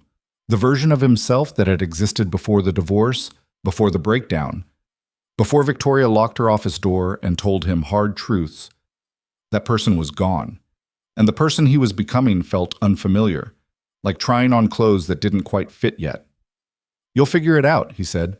"You sound confident." "I'm not, but I'm hopeful." She kissed him then, slow and deep, and when she pulled back, her eyes were wet. "What's wrong?" Lucas asked. "Nothing. Everything. I'm happy and scared, and I don't know how to hold both things at once." "You don't have to choose. You can be both." "That's very evolved of you. I have a good therapist." She laughed, and the sound of it eased something in Lucas's chest. They were going to be okay. Maybe not right away, maybe not perfectly, but okay. The weekend before Victoria's last week at McKinley, Lucas decided it was time. He couldn't keep her hidden from Lily forever, and if they were really doing this, building a life together, his daughter needed to be part of the conversation. He called Victoria on Friday night after Lily was in bed. "I want you to meet her," he said without preamble. Silence. Then, "Lily?" "Yeah. Tomorrow if you're free. Nothing formal, just come to the park with us. Let her get used to you." "Lucas, are you sure? She's 6. This might be too much." "It might be, but I can't keep living 2 separate lives. And if this is going to work, she needs to know you exist." He paused. "I'm not asking you to be her mother. Just be my friend for now, until we figure out how to explain the rest." Victoria was quiet for so long, Lucas thought she might say no. Then, "Okay. What time?" They met at the park at 11. Lily saw Lucas first and came running, then stopped short when she noticed the woman standing next to him. "Hi, sweetheart," Lucas said, crouching down. "There's someone I want you to meet. This is my friend Victoria." Victoria knelt to Lily's level, and Lucas watched something shift in her expression, nervousness giving way to something genuine. "Hi, Lily," she said. "Your dad's told me a lot about you." Lily studied her with the intense scrutiny only children can manage. "Are you his boss?" "I used to be. Now we just work in the same building." "Oh." Lily looked at Lucas. "Can we go on the swings?" "Sure, baby." They walked to the swings, Lily running ahead, and Victoria fell into step beside Lucas. "That went okay, right?" she whispered. She didn't run away screaming, so I'd call it a win. Victoria pushed Lily on the swings while Lucas watched. She was awkward at first, pushing too hard, then too soft, clearly unused to the mechanics of playground equipment. But Lily was patient, giving instructions between bouts of laughter, and gradually Victoria found the rhythm. After the swings, they played on the jungle gym. Lily declared herself a princess trapped in a tower, and Victoria, with absolutely no hesitation, became the dragon guarding her. Lucas watched this accomplished attorney crawl around on playground equipment, making roaring noises, and felt something in his chest go warm. When Lily got tired, they sat on a bench and Lucas produced juice boxes and graham crackers from his bag. Lily sat between them, swinging her legs and chattering about school, about her friend Emma's new puppy, about how she'd lost another tooth, and the tooth fairy had brought her $2 whole. Victoria listened like Lily was saying something important, asked questions, laughed at the right parts. And Lucas saw his daughter start to relax, start to accept this stranger as someone safe. "You're pretty," Lily announced suddenly, looking at Victoria. Victoria blinked. "Thank you. You're pretty too." "I know. Daddy tells me all the time." Lily took a bite of cracker. "Are you Daddy's girlfriend?" Lucas nearly choked on his juice. Victoria's eyes went wide.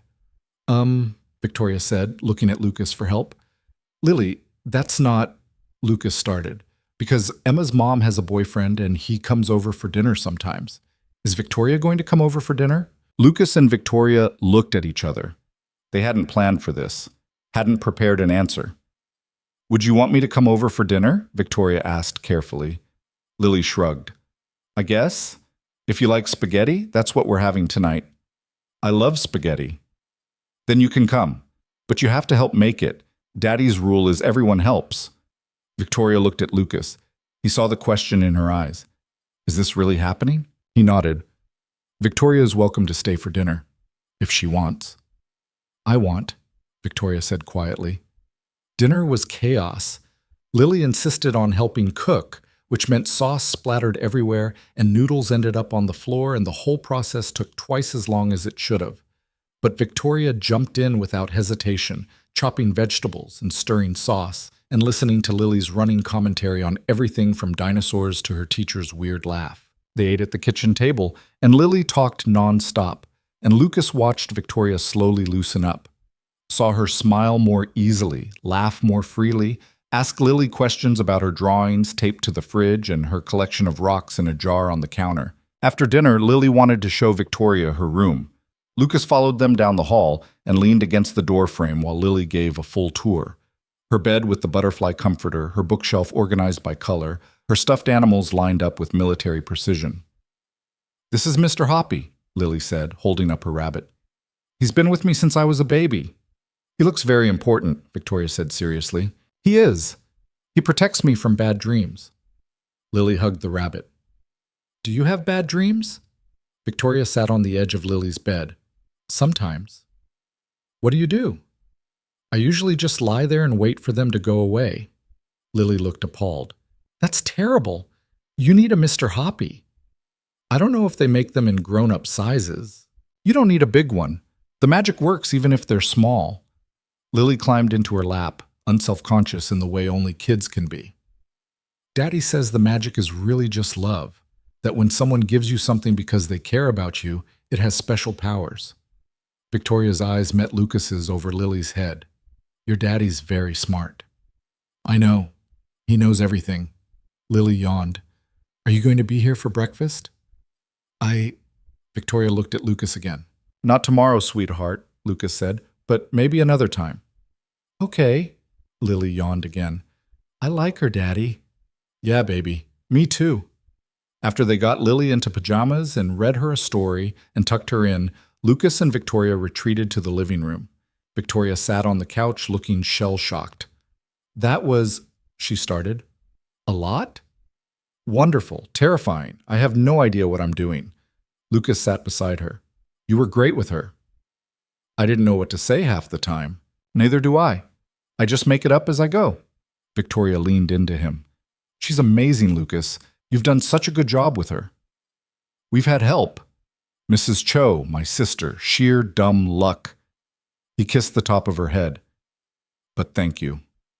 They sat in the quiet, and Lucas thought about the future, about more dinners like this, about Victoria becoming a fixture in Lily's life, about building something that looked like a family, even if it didn't fit the traditional mold. It scared him, but not as much as the alternative. Victoria's last day at McKinley was a Friday in late February. There was a small gathering in the main conference room, cake, speeches, the usual corporate theater. Lucas didn't go.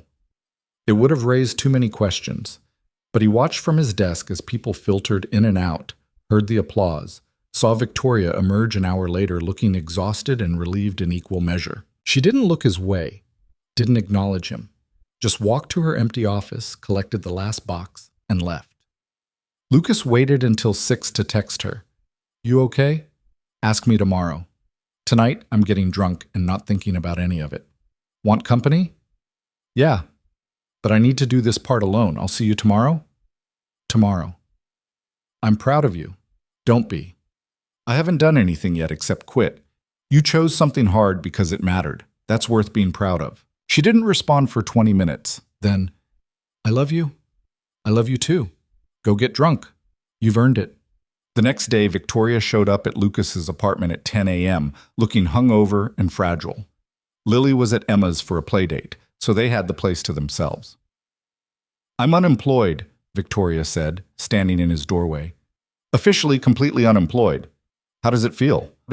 Like I cut off a limb. Like I can suddenly breathe. Like I have no idea who I am." She stepped inside. "Is it too early to have an existential crisis?" "Never too early." Lucas pulled her into a hug. "You're going to be okay." "You keep saying that." "Because it's true." She buried her face in his shoulder. "I'm so scared, Lucas." "I know, but you're not doing this alone." They spent the day on his couch, Victoria processing her feelings out loud while Lucas listened. She'd cycle through relief and panic and excitement and terror, sometimes all in the span of 5 minutes. By evening, she was exhausted and Lucas was emotionally wrung out, but something had shifted. The decision was made. The leap was taken. There was no going back. "What do I do now?" Victoria asked. "Whatever you want. That's the whole point." "I have literally no idea what I want." "Then we figure it out together." The next few weeks were an adjustment. Victoria spent most of her time at Lucas's apartment. She'd never officially moved in, but her toothbrush was in the bathroom, and her clothes were in his closet, and she had her own key. They were living together in everything but name. Lily adjusted better than Lucas expected. She started calling Victoria by name instead of Daddy's friend, asked her opinion on important matters like what to wear to school, included her in drawings of their family. Once, she casually mentioned to Lucas that she hoped Victoria stayed forever. "Why's that, sweetheart?" he'd asked. "Because she makes you smile. The real kind." Out of the mouths of children. But it wasn't all smooth. Victoria struggled with not working. She'd send out resumes, schedule interviews, then cancel them at the last minute. She'd start projects, organizing Lucas's kitchen, planning elaborate meals, researching volunteer opportunities, and abandon them halfway through. She was restless and lost, and Lucas recognized that feeling too well. One night in late March, he found her crying in the bathroom. "Hey," he said softly, sitting on the edge of the tub. "Talk to me." "I don't know who I am without the job," she said. "For 20 years I was Victoria Hale, attorney at law. That was my whole identity. And now I'm just, what? Your girlfriend, unemployed woman in her 40s? You're more than that. Am I? Because I don't feel like it." She wiped her eyes. "I thought quitting would fix everything. That I'd suddenly figure out what I wanted and be happy. But I just feel empty." Lucas pulled her close. "You're grieving. You lost something that mattered to you. That's allowed."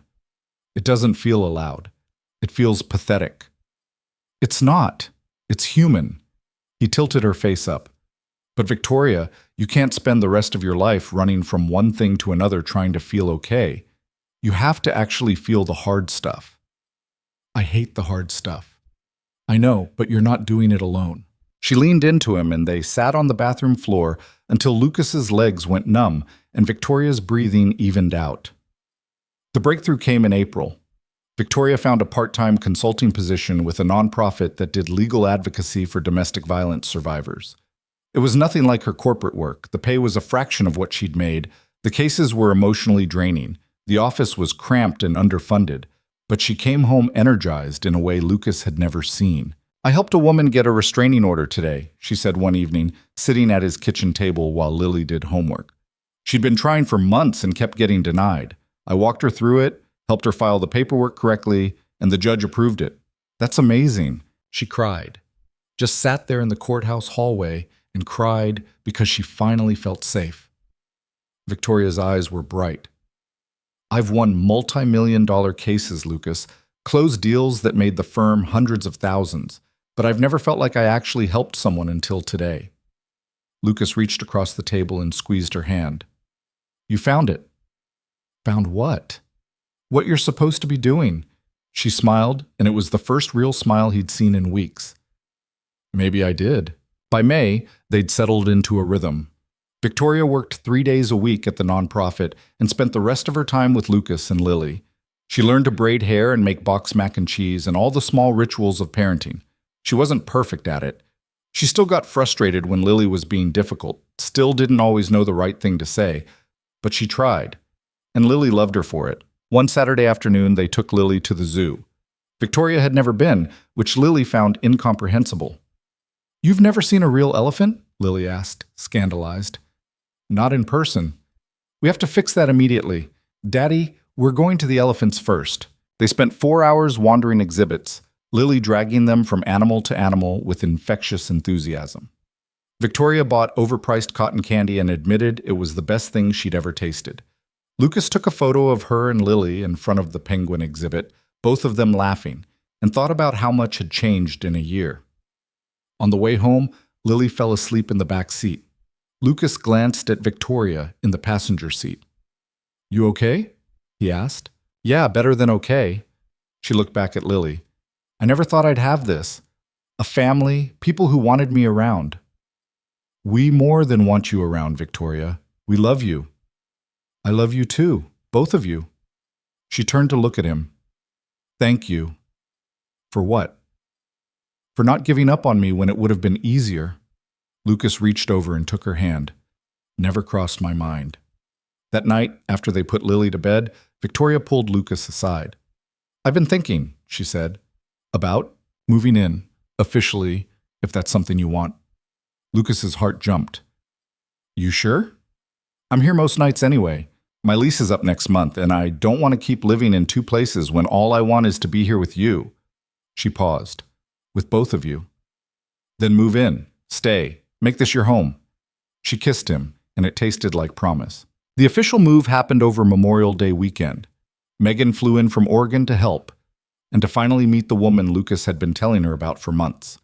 She took one look at Victoria organizing boxes and said, Okay, I like her. You've known her for 30 seconds, Lucas said. I have excellent instincts. Plus, anyone who voluntarily organizes your disaster of a kitchen deserves a medal. Victoria and Megan got along instantly, bonding over stories of Lucas's questionable life choices and a shared appreciation for dry wine. Watching them laugh together in his kitchen while Lily colored at the table, Lucas felt something settle in his chest. This was it. This was the life he'd been stumbling toward. That night, after everyone was asleep, Lucas found Victoria standing in the hallway, looking at the photos on the wall. He'd put up new ones recently, her and Lily at the zoo, the three of them at the park, a candid shot Megan had taken of Victoria teaching Lily to cook. You put us up, Victoria said quietly. Of course I did. You're part of this family. She turned to him, and her eyes were wet. I never thought I'd get this. A second chance. A real one. Neither did I. He pulled her close. But here we are. Here we are. By summer, they'd figured out their routine. Victoria's nonprofit work had expanded. She was now managing a small team and helping to secure grant funding. Lucas had gotten a promotion at work, enough to ease some of the financial pressure. And Lily was thriving, her teacher reporting that she was more engaged and confident than she'd been all year. They had family dinners every night, went to the park on Sundays, started a tradition of movie night on Fridays where Lily got to pick, and they all piled on the couch with popcorn. It was ordinary and messy and exactly what both Lucas and Victoria had been missing. In July, Jennifer reached out. She wanted to see Lily more regularly, maybe work out a better custody arrangement. Lucas talked to Victoria about it first. What do you think? He asked. I think it's complicated, but if she's genuinely trying to be more present in Lily's life, that's good for Lily. Victoria paused. How do you feel about it? I don't know. Part of me is angry that she gets to just show up now after all this time, but Lily deserves to have a relationship with her mom if that's what she wants. Then you talk to Lily, see what she wants, and go from there. He did. Lily thought about it very seriously, then said she'd like to see her mom more, but that Lucas and Victoria were her real home. Mommy's nice, Lily explained, but she doesn't feel like home. You guys do. Lucas worked out a new arrangement with Jennifer. Every other weekend plus one weeknight dinner. It wasn't perfect, but it was better than the bare minimum Jennifer had been doing. The first time Jennifer came to pick up Lily, she met Victoria. The encounter was painfully awkward. Two women who'd loved the same man at different times, navigating the strange territory of shared connection through a child. You're Lucas's girlfriend, Jennifer said. It wasn't a question. I am. Victoria Hale. Jennifer Reed. Well, Bennett now. I took back my maiden name. She glanced at Lucas. You look happy. I am. Good. You deserve that. She looked at Victoria. Take care of them. They're worth it. I know, Victoria said simply. After Jennifer left with Lily, Victoria turned to Lucas. That was weird, she said. Incredibly weird. But okay? Yeah. Okay. They went inside, and Lucas thought about the strange paths life takes, how his marriage ending had led to breakdown, had led to Victoria locking her office door, had led to this, a life he actually wanted instead of one he was just surviving. In August, they took a vacation. Just the three of them, a cabin by a lake 2 states away. They spent a week swimming and hiking and doing absolutely nothing of consequence. Lily caught her first fish and made Victoria hold it while she squealed. Victoria fell off a paddleboard and came up laughing. Lucas watched them both and felt grateful in a way that made his throat tight. One night, after Lily was asleep, he and Victoria sat on the cabin's porch watching the stars. "I keep waiting for the other shoe to drop," Victoria admitted, "for something to go wrong." "Maybe nothing will." "You really believe that?" "I believe we'll handle it if it does." He looked at her. "We've handled everything else." "Fair point." She leaned her head on his shoulder. "I'm happy, Lucas. Actually, genuinely happy. I didn't think I was capable of this." "Capable of what?" "Letting someone in. Being part of something bigger than myself. Caring about a 6-year-old's opinion on what shoes I should wear." She laughed softly. "All of it." "You're good at it. I'm learning. We're learning together." Lucas kissed her temple.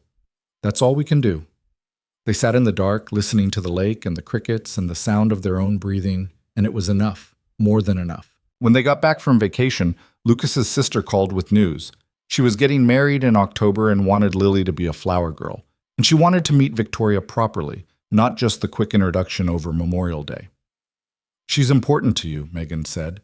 "That means she's important to me." Victoria flew to Oregon with Lucas and Lily for the wedding. She met Lucas's entire extended family, aunts and uncles and cousins, and his parents, who he'd been carefully not mentioning because explaining Victoria was complicated. But his mother took one look at them together and pulled Lucas aside. "She's good for you," she said. "I can see it." "Yeah, Mom, she is. Don't screw it up. Doing my best." At the wedding, Lily was the most adorable flower girl in history, taking her job incredibly seriously and scattering petals with grave precision. Victoria cried during the vows, which surprised Lucas until he realized she'd never seen a wedding that actually worked, one where two people chose each other and meant it. During the reception, they danced. Lily between them first, then just the two of them while Lily ate cake with other kids. "I could do this," Victoria said, swaying with Lucas. "Dance?" "Get married, eventually, if you wanted." Lucas's heart stopped. "Is that a proposal?" "No, just me saying I'm not afraid of the idea anymore." She smiled.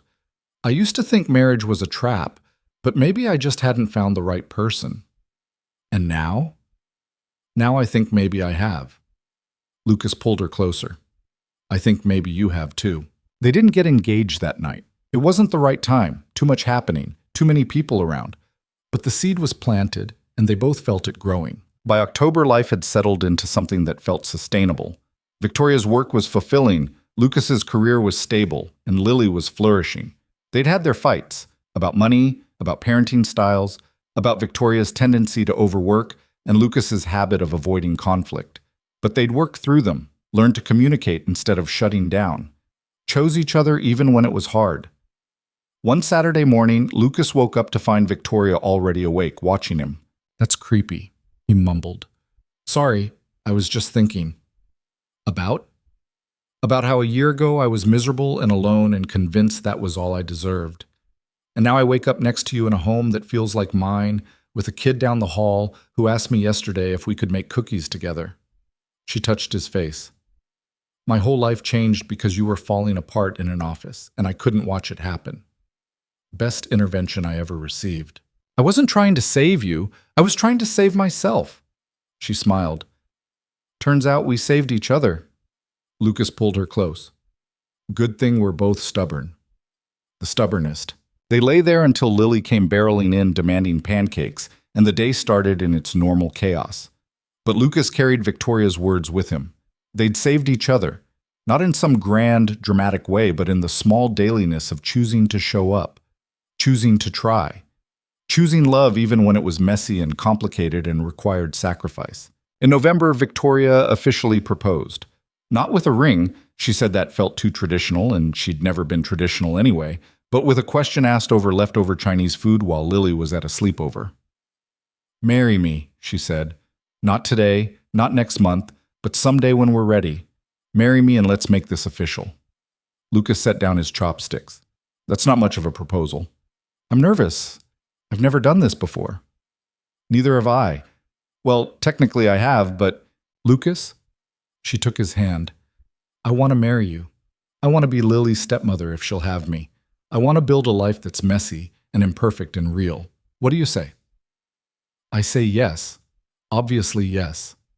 They told Lily the next morning. She processed it for approximately 3 seconds before declaring that she got to help pick the cake and also she needed a fancy dress. "We're not getting married tomorrow, sweetheart," Lucas said. "I know, but I need time to prepare. This is important, Daddy." Victoria laughed. "She's not wrong." They set a date for the following summer. Nothing big, just family and close friends and a park ceremony followed by dinner. Simple, meaningful, theirs. The months leading up to the wedding were chaotic in the best way. Lily took her role as flower girl incredibly seriously, practicing walking slowly and not throwing all the petals at once. Victoria's mother flew in from Boston and surprised everyone by being genuinely happy for them. Lucas's parents helped with planning, and Megan served as an enthusiastic, if slightly bossy, wedding coordinator. But underneath the chaos was a quiet certainty. This was right. They were right. Two people who'd been broken in different ways, finding each other and building something whole. The wedding day was perfect in its imperfection. It rained, so they moved the ceremony inside to a community center that smelled faintly of old coffee. Victoria's heel broke on the way to the altar, and she walked the rest barefoot. Lily got nervous halfway down the aisle and ran straight to Lucas instead of walking slowly. The caterer forgot the vegetarian option, and someone's aunt complained loudly about it. But when Lucas and Victoria stood facing each other and said their vows they'd written themselves about choosing each other every day, about building a family from scratch, about being brave enough to try, none of the imperfections mattered.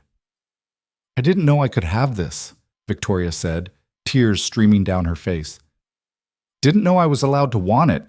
Thank you for showing me I was wrong." "I thought I was broken," Lucas said. "Thought the best version of myself was already used up.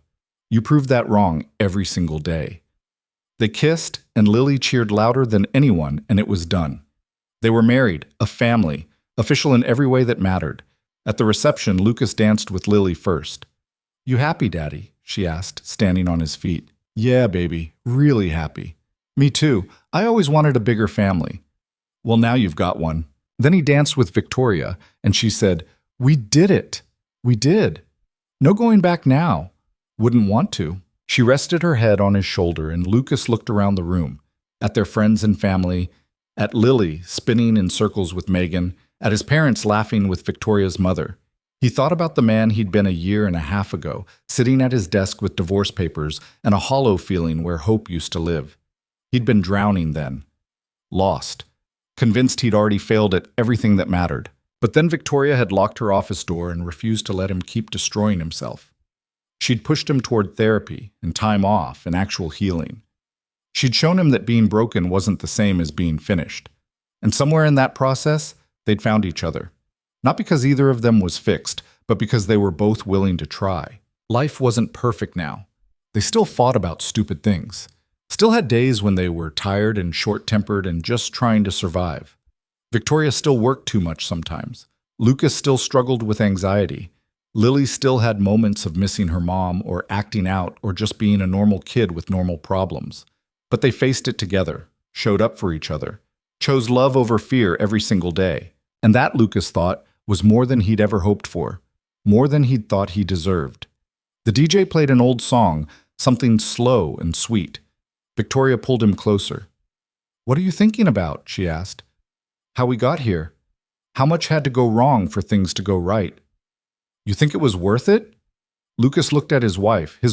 He'd never get tired of that.